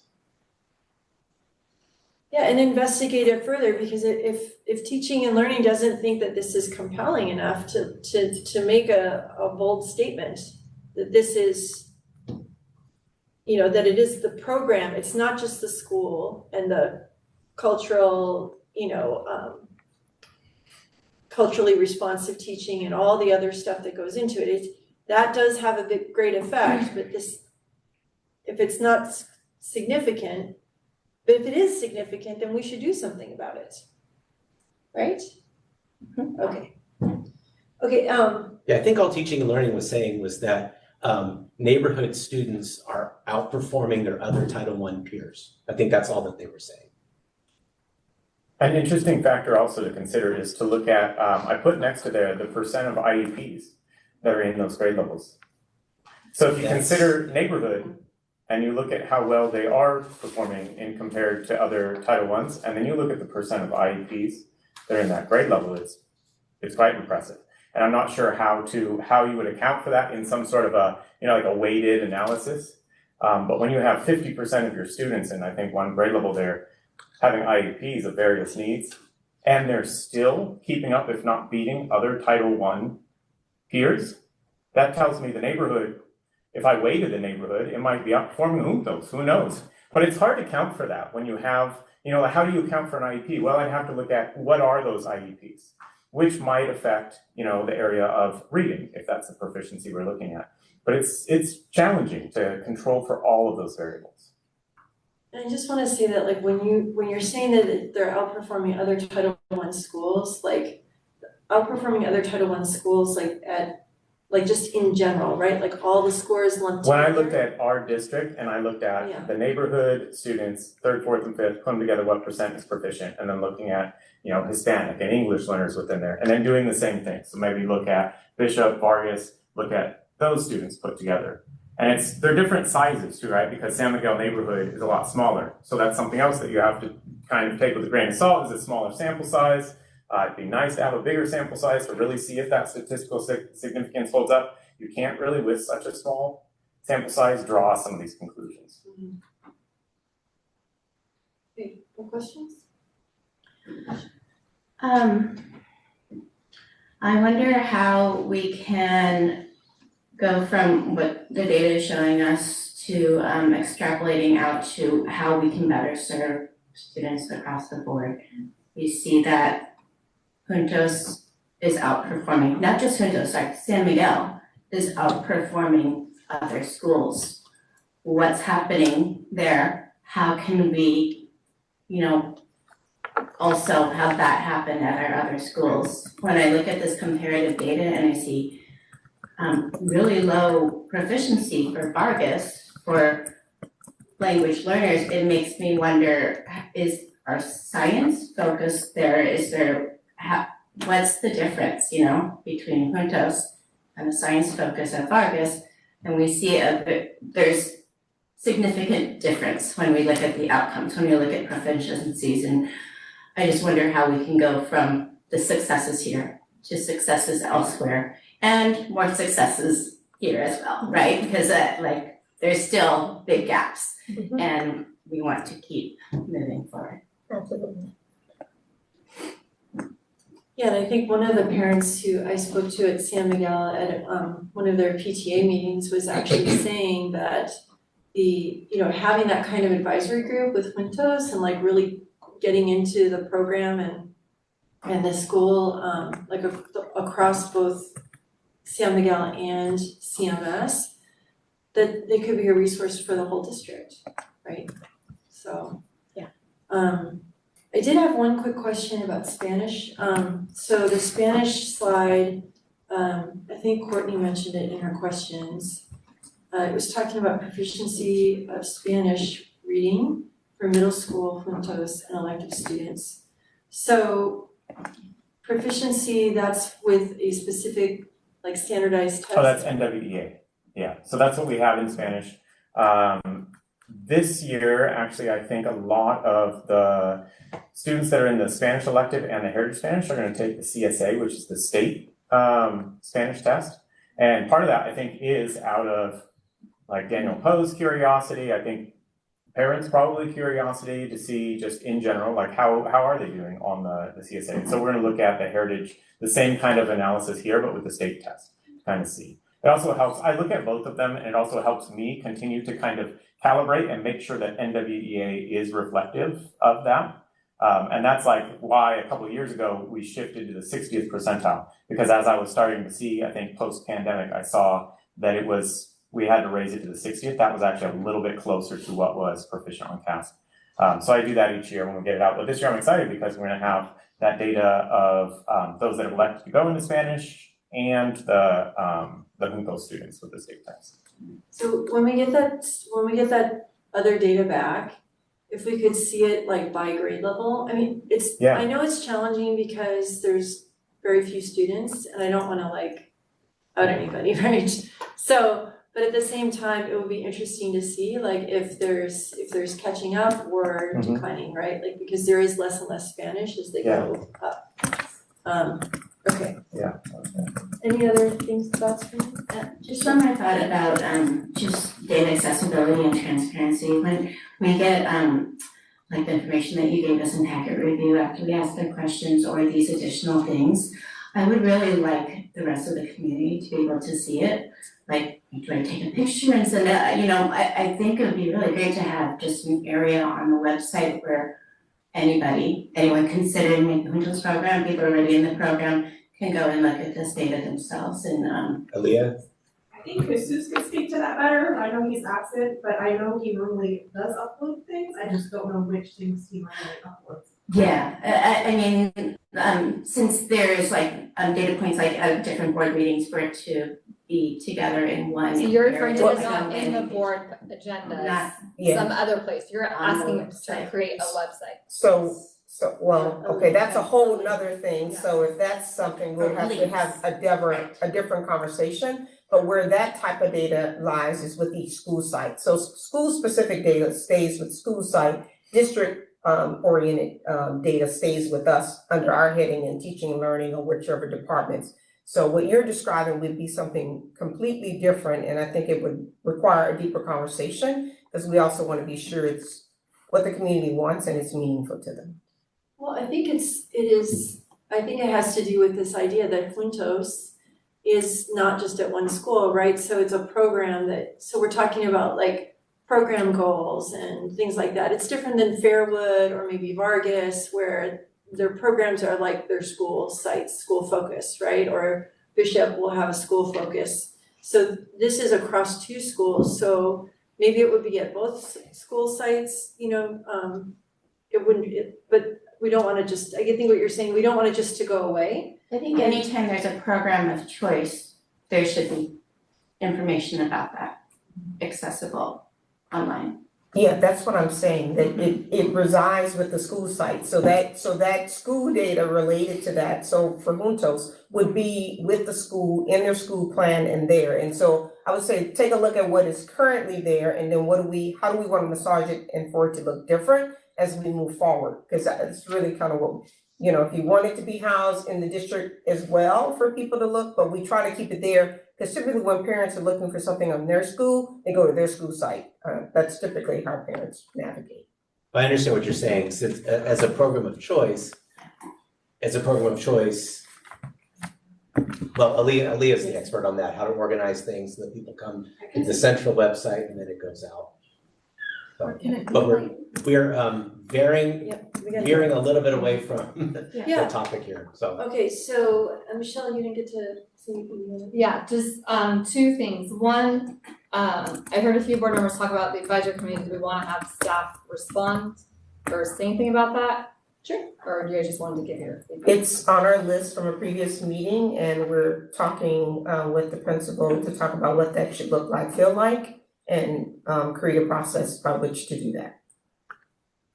Awesome. And then the other comment I just want to, and I know we're working on it, so just kind of sharing, right, as Juntos has been moving up right now, it's in the first year of high school, right, and we don't have as much control in that space, right, and I know that there have been some hiccups. We are working together with them more. I'm sure there will still be a few more hiccups over the next few years, but I just appreciate that we're working on that, right, that at least what it seems like is that hopefully within the next few years that will get fleshed out and there will be less bumps in that transition. Two things for the advisory committee, so it's not just one, it's both principals, right? That is correct. Yeah, okay. And then for the high school, we had asked in packet review, so we had learned that they were going to be sharing, we have a relationship with them, and now we're going to be tracking and sharing. They're going to share with us graduation data, course selection. So we got back some of because we had asked like, what are they eligible for, and they take a test in Spanish and they recommend a level for the students, but the students could take anything and whatever they enroll in, and we can see how they're doing with grades because those kids are being tracked as they go for data in general, right? So that would also be something that could go on a Juntos conversation, right?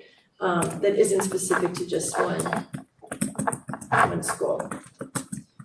Okay. There's one last thing that I wanted to mention. I'm sorry. It's just because there was a mention of the Panorama survey and how the community is not really hearing the what happens with their responses, and then therefore it doesn't feel meaningful to fill out the survey. That's something I would like us to think about just going forward when we use surveys. How is that used? In what way is it reported back or used in decisions going forward? And again, just reiterating how much partnership I'm hearing from the community and including them in the formation of the advisory committee. Thank you. Thanks. Okay, well, thank you. And we are going to move on to the next agenda item, which is 10B, algebra adoption. We're back to Dr. Dean, possibly also Mr. Watts. That's Nope, right. he's walking away. Nope, new people are coming. Excellent. Dr. Dean's changing hats. Okay, thanks so much, Mr. Watts. Appreciate it.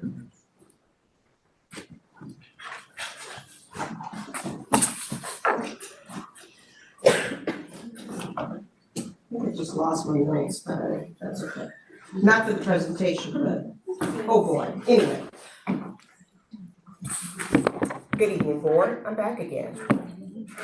And this time we get to talk about a very special topic that we're coming back to have a conversation about. We will be bringing and talking about our algebra curriculum adoption and the work that we've done since we last met in the fall. During this time, we took the feedback that we provided at that meeting in order to be able to move forward. Great work by Dr. Ballantyne and Ms. Chen and what we've done in order to ensure that as we move forward, that we feel like we've done a good job of communicating at every level and taking that feedback as we looked at two programs in making our decision, the Amplify Desmos and then the College Preparatory Mathematics. So as a part of this process, we've come to a recommendation with the emphasis that is in the packet of what we would like to consider moving forward. We also, in the packet, talk about 2 years later. So we're gonna move forward with a program, but based upon the feedback during this process that we've learned, there could be significant changes in the next 2 years that may move us in a different direction. And we want to at least be in a position to take a look at that and be sure that the decision that we've made continues to be the best decision for our students as we move forward. And so tonight we're coming to answer additional questions that you may have related to our recommendation to move forward with the college preparatory mathematics, also known as CPM, for our algebra curriculum for the next 2 academic years. And so with that, we're prepared to answer questions that you may have at this time.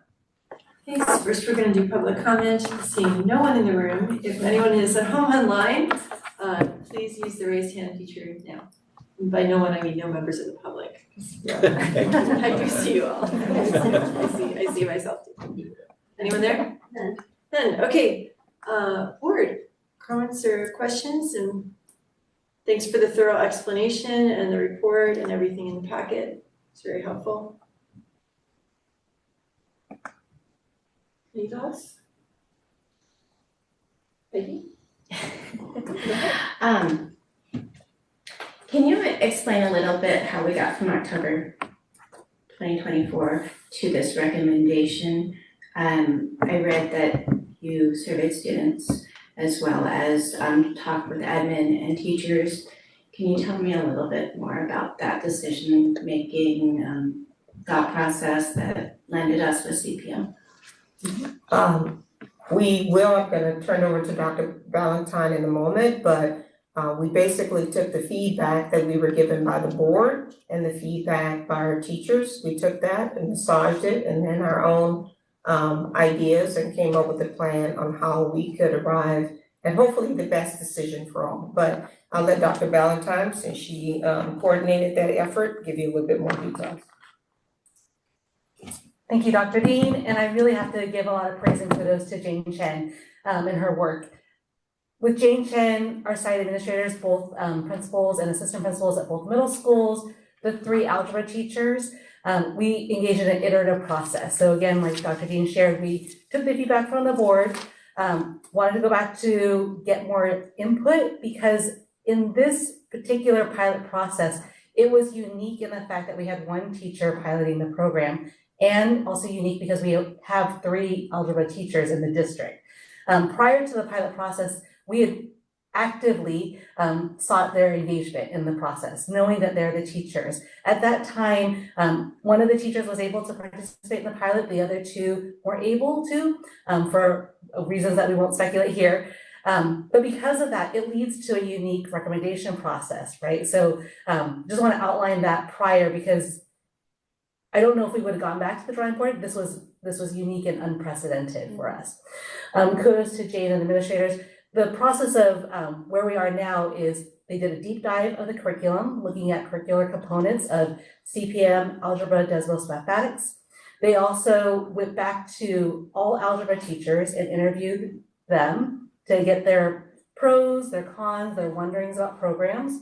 They also did a process with students where they surveyed all students currently in algebra, and then Jane and her team ran focus groups with groups of students. It wasn't equal for both sites, it was representative of both sides, so we feel good about the amount of participation. Really, we were just looking for input on, like, what did you like about the program? What is your interpretation of the program? And we took that all with a grain of salt. Like, we know middle school students have opinions, we like them and appreciate them, and also we want to take that in consideration with their learning. So Jane and team also did a deep dive into the student data of the current school students enrolled in algebra, as well as looking at data from the past, which we had done previously. So that's kind of a brief overview of how we are here, and also why we have a recommendation to adopt a curriculum for 2 years, because in that process, the team articulated pros and cons of both programs, places where they would need to supplement. I want to reiterate that no curriculum is ever perfect. The classroom teacher has the biggest impact on student learning. We teach to the standards, and curriculum is a tool to help us teach to the standards. In the process of outlining pros and cons of both curricula, the team was like, one program has gaps here, one program has gaps here. We can make either one work. We're actually really excited about what both programs are promising in 2 years to come. And so that's why we're recommending this adoption for this amount of time. It's not common for us to say in 2 years we're going to be looking at curriculum again, but through this process we know that that is a desire by the team members, and we think that'll be beneficial to our students. Jane, is there anything you'd like to add? Kudos to all your hard work and the team's hard work. Just to follow up, Mhm. why are the curricula undeveloped? Like, what's happening in 2 years? Yeah, that's a great question. As we like to revisit in the history, like I wanna like do like a go back in history. We're out of cycle with state adoptions. So the state is behind in standards framework adoptions and therefore curriculum adoptions. We used to be in these regular 7-8 year cycles, and we got held up a little bit with math at the state level. And so we adopted curriculum prior to state approved a curriculum because we saw a need for us to address declining mathematics scores across the district. And also our staff was saying we need support. And so because of those reasons, we adopted earlier to provide supports to our teachers and again, increase math instruction. We have seen that that's been beneficial, but that's why we're looking at curriculum in 2 more years because programs are getting ready for that adoption cycle. But knowing that that would have been like 3 years, 4 years out for us, we didn't want to wait. We have urgency in meeting our students' needs. To answer the question? Okay, tell me if I don't. The teachers who were doing Desmos this year, they've done CPM previously, so even though they might get some training on CPM, they wouldn't have to do it. They know both programs, right? That's a really good question. Actually, at the time I'm going to say adopted with some air quotes because actually it wasn't an adoption.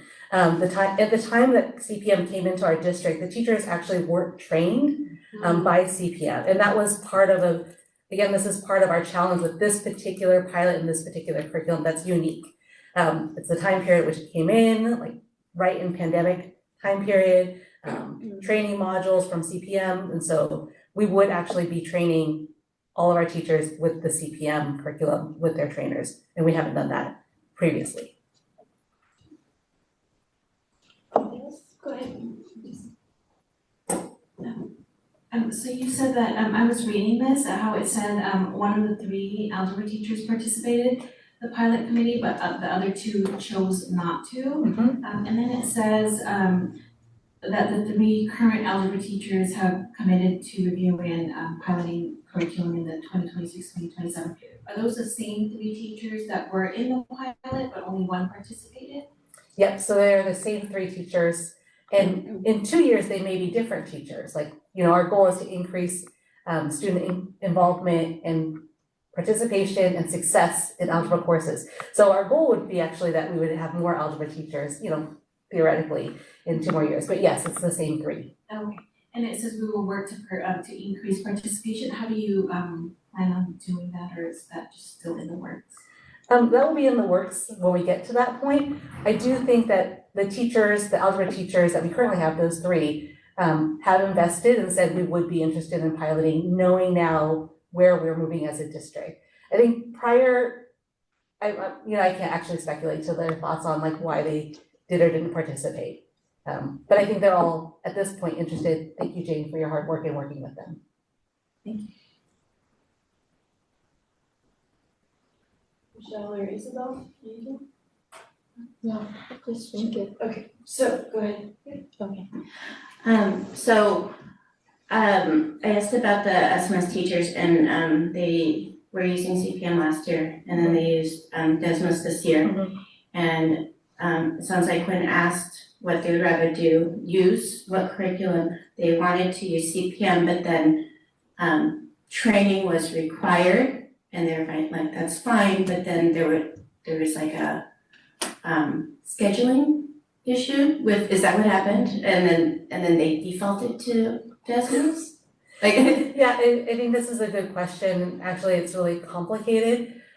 I'm hesitating a little bit because this group of teachers is so small. I'm going to just say I'm hesitant to say like what happened because it could identify teachers and I don't want to speculate intention. But I hear the question. I guess what my intention in asking is also like, how do we make sure that they get the appropriate training for CPM going into the next year? Like, I don't need to know historically what happened, but just that preparation. There were some operational challenges with CPM as well that also impacted that a little bit for us. And so that also fed into the decision-making of the teachers. But above and beyond that, we don't know, but that did feed into some of the decision-making. Some of those things have changed with CPM to date as well. And then we are being creative on how we will approach that with our training within. And at this point, based upon the feedback and what I've been reading, the teachers seem to be on board and working in collaboration with Jane and the team and the instructional coaches to move forward in what they need. So. What, did you want to say something? No, just when you're done. I think we're ready. When Yeah. we've decided, then we'll bring this back on consent next time. I just want to say, when we come back the next time, I think Nancy had mentioned that one idea would be to involve the high school district. We got some anecdotal feedback from, a teacher who had reached out and said, what are you seeing from your students? Because the Cupertino district that also feeds into Fremont Union High School District, their standard algebra curriculum was not CPM, but like another variation from the same publisher. And the high school teacher at the time said, whatever you're doing, keep doing it because it seems to be pretty even. It's, whatever change you made during the pandemic, it's working. They're coming in on, feels like a level playing field. So I think if we're, keeping an eye on what other people are doing and not necessarily like going a step, but involving the high school in some sort of feedback, like how prepared are our students? Okay, so you wanna make a suggestion? Yeah, just to bring it back on consent.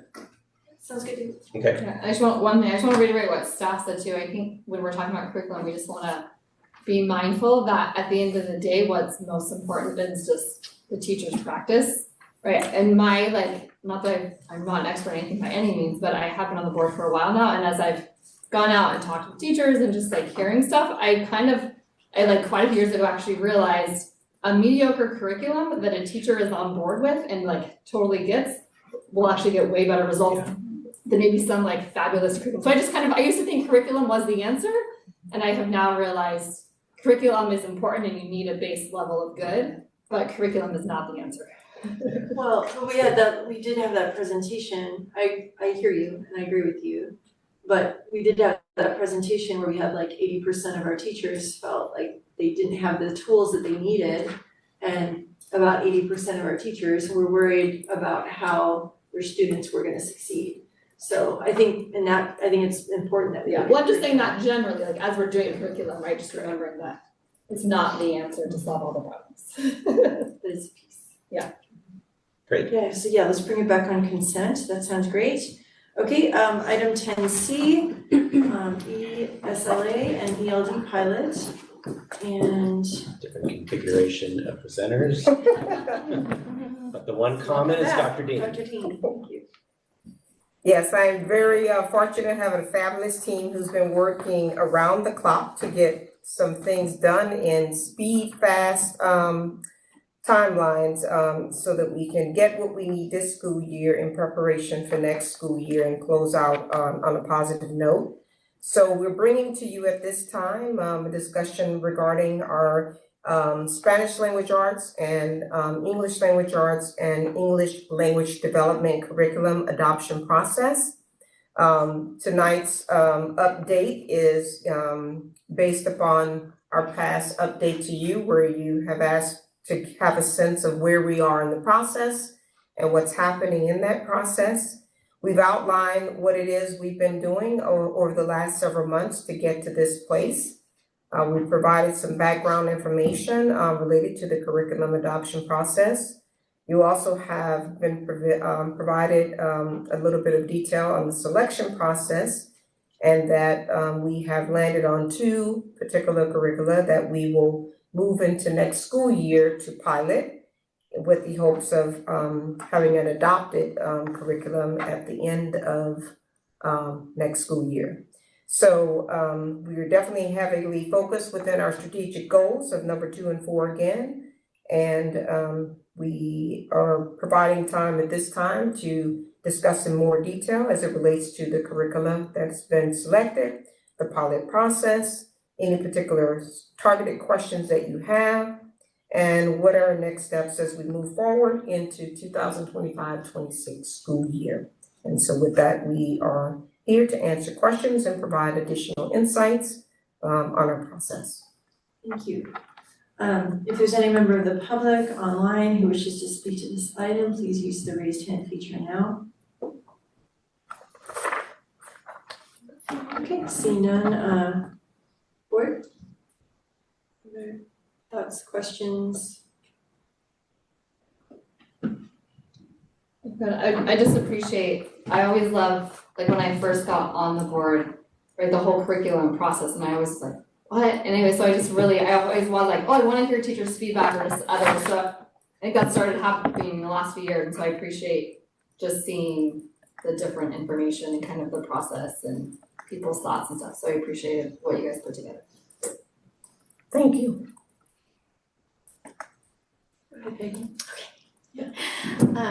So I have a question about like switching back and forth between the two curricula and how who's gonna start, like which curriculum gets piloted first, and then what's that switch over look like? It looks like it's just 10 to 12 weeks, and then 10 to 12 weeks, and then is that considered done at that point? And what happens for the rest of the year?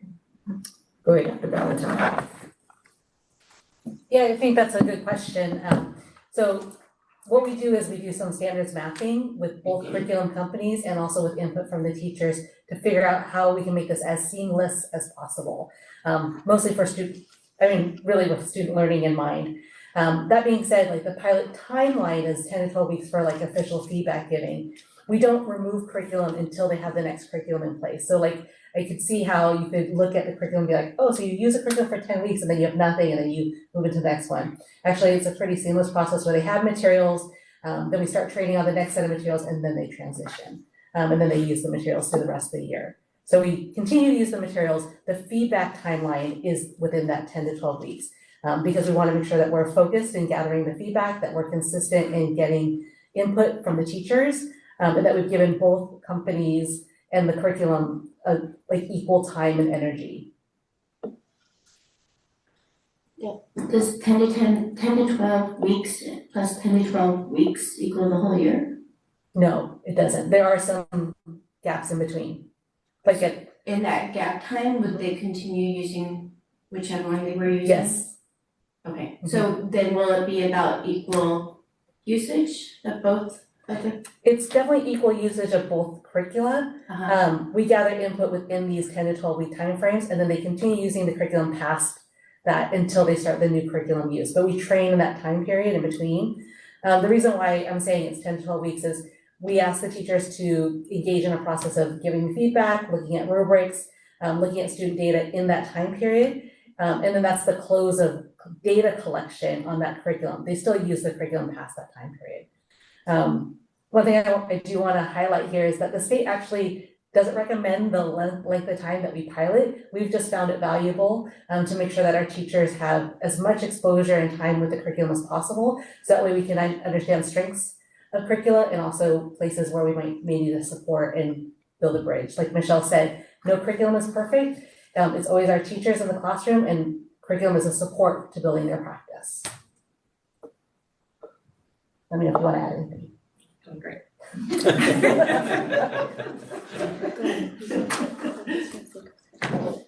So for the, I just want to say I really appreciate the teacher involvement in the curriculum, both for the selection committee and for the pilot team. I think involving different, multiple people at each school site, one on each or two on each, depending on the task. I think that's great. I think that's going to build a lot of energy around the process and give a lot of credibility to it. And I think that's really important. Will you be also, there's been a lot of communication to the school sites and to the staff about the plan for the pilot process. Will you continue updating people like throughout the year, next year? Is that sort of the plan? Yeah, absolutely. So we've committed to ongoing communication, updates.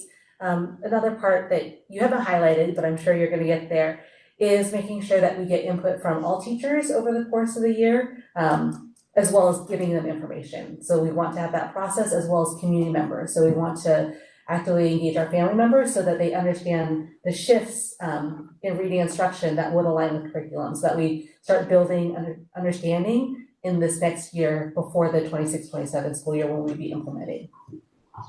So I had a question about this, the teachers who are not doing the pilot. And will they be given some latitude this next year? I know this year there may have been some money that was possibly like ready to be spent, or programs people were interested in that they had used before. They said, we want to do this, and they said, wait, gotta hold off because we're not sure if we're doing a pilot. We could be changing everything next year. So like, because we know they're not doing anything next year because they're not in the pilot, will they have some additional tools available? Particularly like to kind of shore up what's missing in the current. Yeah, I think it's helpful to have some context about like what's happening outside the pilot, and also just want to that could be a whole different like time for us to talk. So I'll give a brief outline. Some things that we have planned for next year is really outlining what parts of our core curriculum are best used for what standards, for what purpose, outlining supplemental materials. And I hear the question around like what else can be approved. Like we've always worked with sites to like on a vetting process and communication of like, if there's a desire to use a program, then let's talk about it. Because we do want to vet programs across the board against third-party nonprofits. Like we know that there are a number of nonprofits that evaluate curriculum effectiveness. That's what they do. So we want to look at any program and not bring in anything that may not be supportive of best instructional practices or learning. So we always work with our sites to identify supplemental programs. Even programs we've used before, like as supplemental programs, like Excel, or like there's just that's the only one I can remember right now. Lexia, is that appropriate? Well, I think you're doing something else, right? So for those two programs, I don't think we have a history of using IXL in the district. But I can't speak to like it being like a approved supplemental program. And then Lexia is a program that the site is using. Wait, I thought you're switching something with that next year. Maybe we'll get a presentation on that next year. I think there's some other progress monitoring. In trying to work with our sites, since we haven't solidified exactly what we're going to be using, we do have one site that is currently using Lexia, and they may continue using that through this pilot period that we're in. Our hope is at the end of this school year, next school year, some of the wonderings that we have and solidifying what is going to be approved by the state and other variables, we'll have all of that information. So at the end of that year, our hope will be that we can solidify some of the tools and things that we're going to be utilizing. But those are more online programs that are supporting what teachers are doing with curriculum that we already have in the district. And so we will be looking at some other things and providing you updates as we move along on that journey. So, do all schools, if they wanted, I guess, to use their site funds in that way, are they able to choose apps that would support a teacher in the classroom? So, like, what I'm imagining is I'm teaching, and there are these kids that need, like, small group instruction from me. What are those other kids doing? And in the past, like in my classroom, we would have the option of them going and using, like I use Lexia in Mount New Wisman, where they would be able to do individualized work that is, adjusted to their levels, to their needs. And I would feel better working in those small groups, knowing that those students are getting their academic needs met in that way. Is that an option? At this time, we're cautioning and not just letting schools do whatever. Like we want a core. If they want to add some other bells and whistles on, but a little bit before COVID and also post, we had different sites doing all kinds of things. Dr. Ballantyne's did a great job with her team trying to solidify some of that so we can have a better pulse on what's working and not working. Because what we don't want to do is have staff using things that actually is not even designed for what they're using it for. Because oftentimes, the salesmen are really good at making you think it's the best thing in the world that ever has come your way. So we try to help vet that, one, to be sure we're not excluding any students in using your program, vetting it for other competencies that need to be there. So we are working with our school sites now to come up with some additional tools that we will be able to consider and use next school year, but we haven't solidified all the details with that. But once we do, we'll share. And we are working closely with schools to be able to do that. And like Dr. Ballantyne talked about, one of the things that's become very clear is just really knowing what standards are and how do I teach to them. And when I'm stuck as a teacher, we want to really build our teachers' capacity to acknowledge that so we can be of support in those particular areas, because their solution might be right next door. So we're just trying to work through some of those elements and strengthen our instructional practices and be sure that we're putting the right tools, or at least the most effective tools we can find, in the hands of all of our teachers, so that we ensure that there's equity across the district. So following up, and I recognize that this is not exactly just sticking to this pilot, but will teachers across the district have both ELA and math supplemental apps available that for individualized student use, something that's vetted by the district? Will that be something that's available to every student if the school site chooses to use it? At this time, we're in the process of vetting all of that, but our goal is to be able to provide both ELA and mathematics to all of our school sites, yes. And Spanish. Oh, thank you, and Spanish. Thank you. So, I think that if we, or do you want to have this as, we're gonna need to approve the pilot process, so we could either bring it back on consent, or we could bring it back and see it one more time before the end of the school year. I think putting consent is great. Okay. Yeah, we don't really have anything to add. Nice. Yes. There's nothing else we're gonna be doing. After both of the curricula are piloted, how is the decision made broadly about which one to recommend for adoption? That's the purpose of the pilot committee. They're vetting, they're conversating over the journey, calibrating that. There's a process also, as Dr. Ballantyne talked about, where we're also trying to get the voices and keep all teachers on board as we're moving through the process. And then there's a process at the end to come to a conclusion and a recommendation. They bring that recommendation back, get additional input from site leaders as well as teachers, and then that is what we then move forward with to bring to the board with data from the pilot process. Do you wanna know like what the checkpoints are? Yes, I want to know what the data is, and yeah. Well, what the data is, how teachers are giving us feedback on the programs and how it's working with students, and of course how students' responses to us as well is a part of that process. I don't know that we've outlined that yet because we just decided which ones we're using, but Dr. Ballantyne, if you want to add some additional points. Yeah, I think, thank you, Dr. Dean. We haven't outlined the process fully yet. The next step is to have the 2 curriculum approved for us to pilot for next year. But some of the data points that we collect over the school year is feedback from the teachers against a rubric for core components of the materials, knowing that we want to make sure that we address all the core components aligned with the science of reading, aligned with what we know reading instruction should look like. We also gather input from students during that time. It looks different at different ages, just knowing that kindergarten students give input differently than our 5th grade students.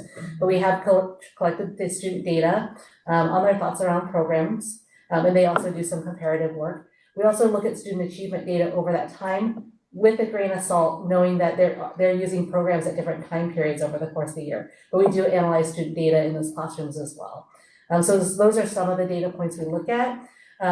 Over the course of using one curriculum for the 10 to 12 weeks, there are checkpoints with teachers just to see how's it going, Do you have any feedback? Because often questions come up that would be normal. We want to address them early on so we give the pilot process a really good, thorough look before we move to adoption and recommendation. Is that helpful in terms of details? I think one thing that I haven't mentioned yet that I actually wanted to add is what we haven't mentioned in the curriculum names is the designated ELD program name. So I just want to outline it's Benchmark Advance for ELA, Adelante for Spanish Language Arts, and Express is their designated ELD program. For Amplify, it's Amplify CKLA, Core Knowledge Language Arts. Caminos is their Spanish program, and then Language Studios, their designated ELD program. We didn't include the designated ELD program names in the packet because we were just using like the publisher name, so apologies for that. Okay, so I think that we probably bring this back on consent. I think we would like to, maybe we could talk a little more, we could agendize a discussion for the board of like, or like the district could propose to us, like how we would, like how we educate ourselves about what it means to go to a different kind of teaching. Like, do we go on a tour of someone who's doing this kind of work? Like what would this look like? How would our classrooms look different? Maybe it's going and seeing the pilot in the works or things like that. Like what are some things that we can do so that we can really talk to them? People are like, we're changing the curriculum, why are you doing it or whatever, you know? So I think we could figure that out. You could give us some ideas and check-in points. So are we okay bringing it back on consent or, yeah? Okay, pretty clear. Good outline, great. So thank you so much. I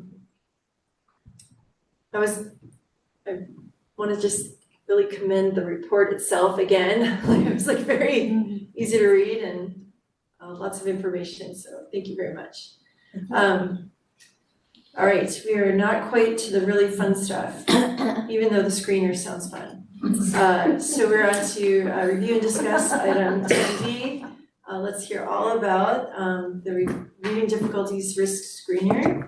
Dr. Dean, Dr. Valentine, Ms. Armstrong, and Jonathan Watts left. So we'll just give a little clap here. Yes. As I said, we've been very busy and the team has talked and met with so many different people over the last several months. This is a requirement that's coming pursuant to Education Code 53008, that we are required to adopt one or more screening instruments by June 30th of this 2025. And so there were several different screeners that were approved by the state of California.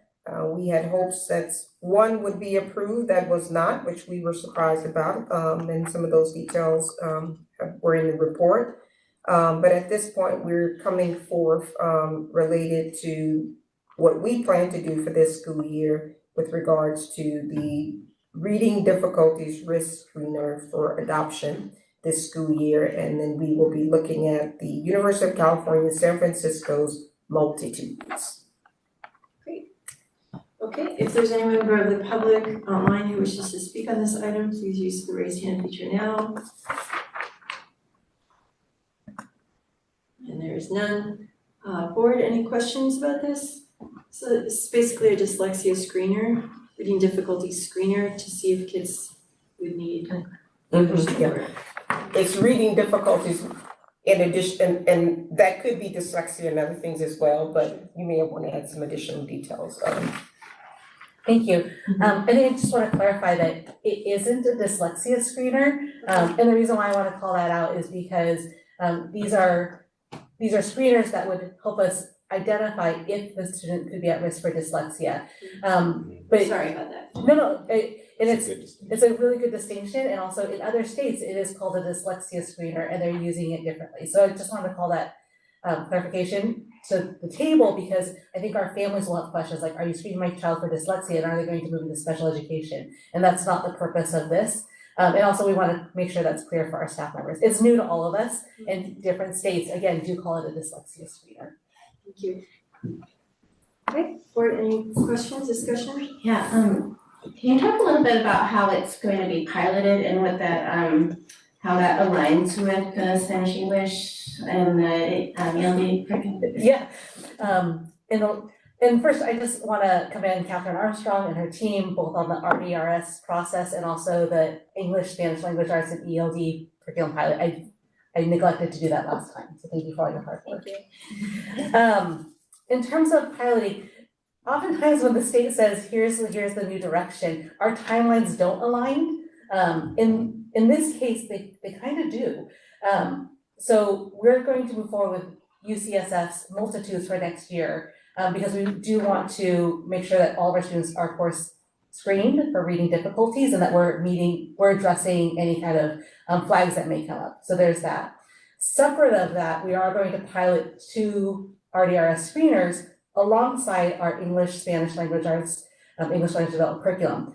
There are many reasons for this. So I'm going to try and list them, but there are a lot of variables here, and it feels a little bit like a lot of adventures that we could go on, depending on what happens.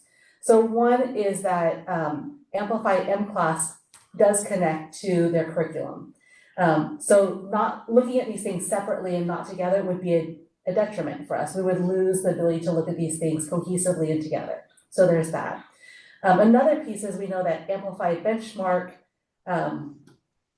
Adelante, and Express, they're likely going to bring forth their assessment to be approved as a reading difficulties risk screener. So if that's the case, then we'd also want to look at that again together.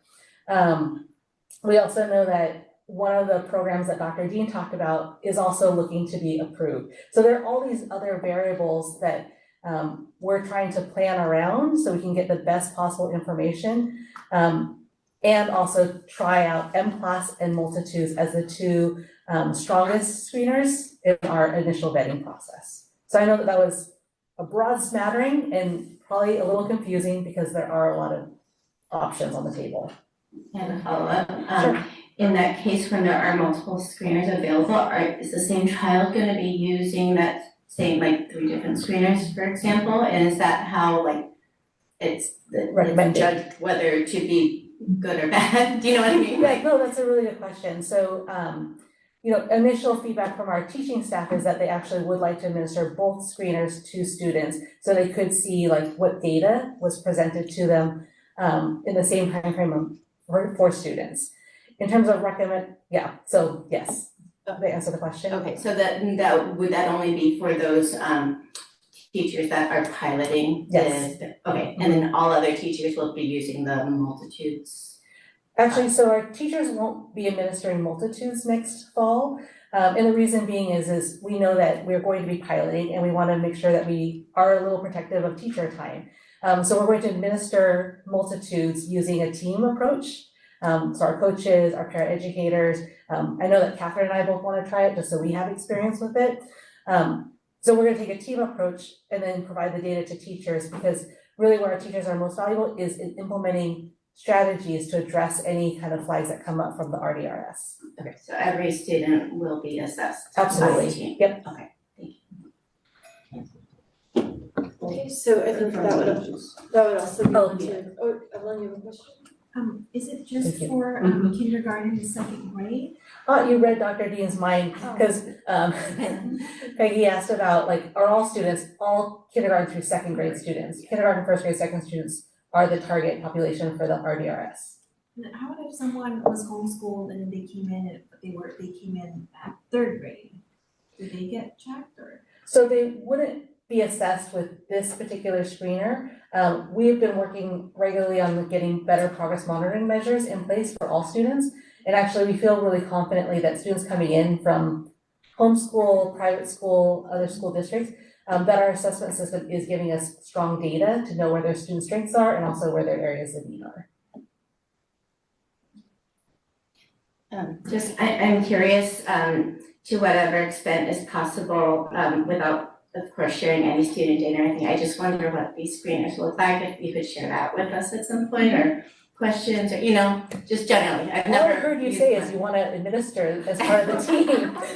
That's what I heard. I'd love to do that, but not really, yeah. But I'm curious about this, yes. absolutely. I think what you have identified as education for the board, but also we want to do the same process with the public. So our families also understand what the tests are and what the data looks like. Because as outlined in the packet, part of this will also be reporting back to families, making sure that they understand the data and they understand our next steps. Sounds good. Anything else on the board? Okay, great. So bring it back on consent. We're good with that? Great. Okay, thank you. Okay. Thank you, now- but at this time, we have a dance that we prepared because we felt it was only appropriate, given all the work this evening. Thank you, And you're appreciate bringing it. Mike up to join you, right? Absolutely. Perfect. Bring it Yeah, we're gonna take a 5 or 7 minute break and we'll be back. It is 9:01 and it's 5, 6, 7 minutes. Okay, we'll be back in a few. Thank you.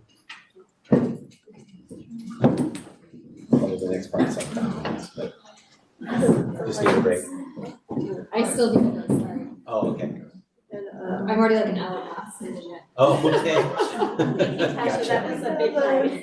So much. Really appreciate all your work. Okay.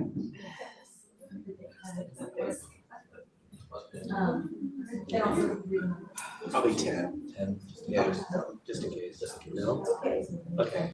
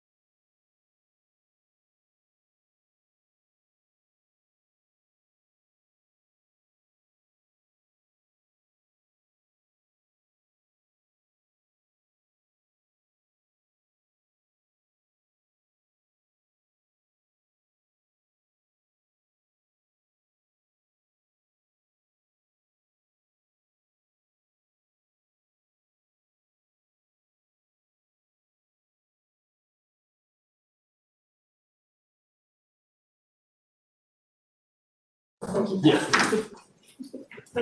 You? Yeah, okay, yeah. Well, all right, wait a minute. Arthur, you're dismissed.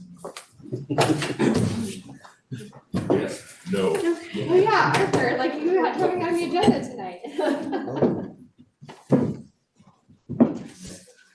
But in a way, everything was decided. That's for sure.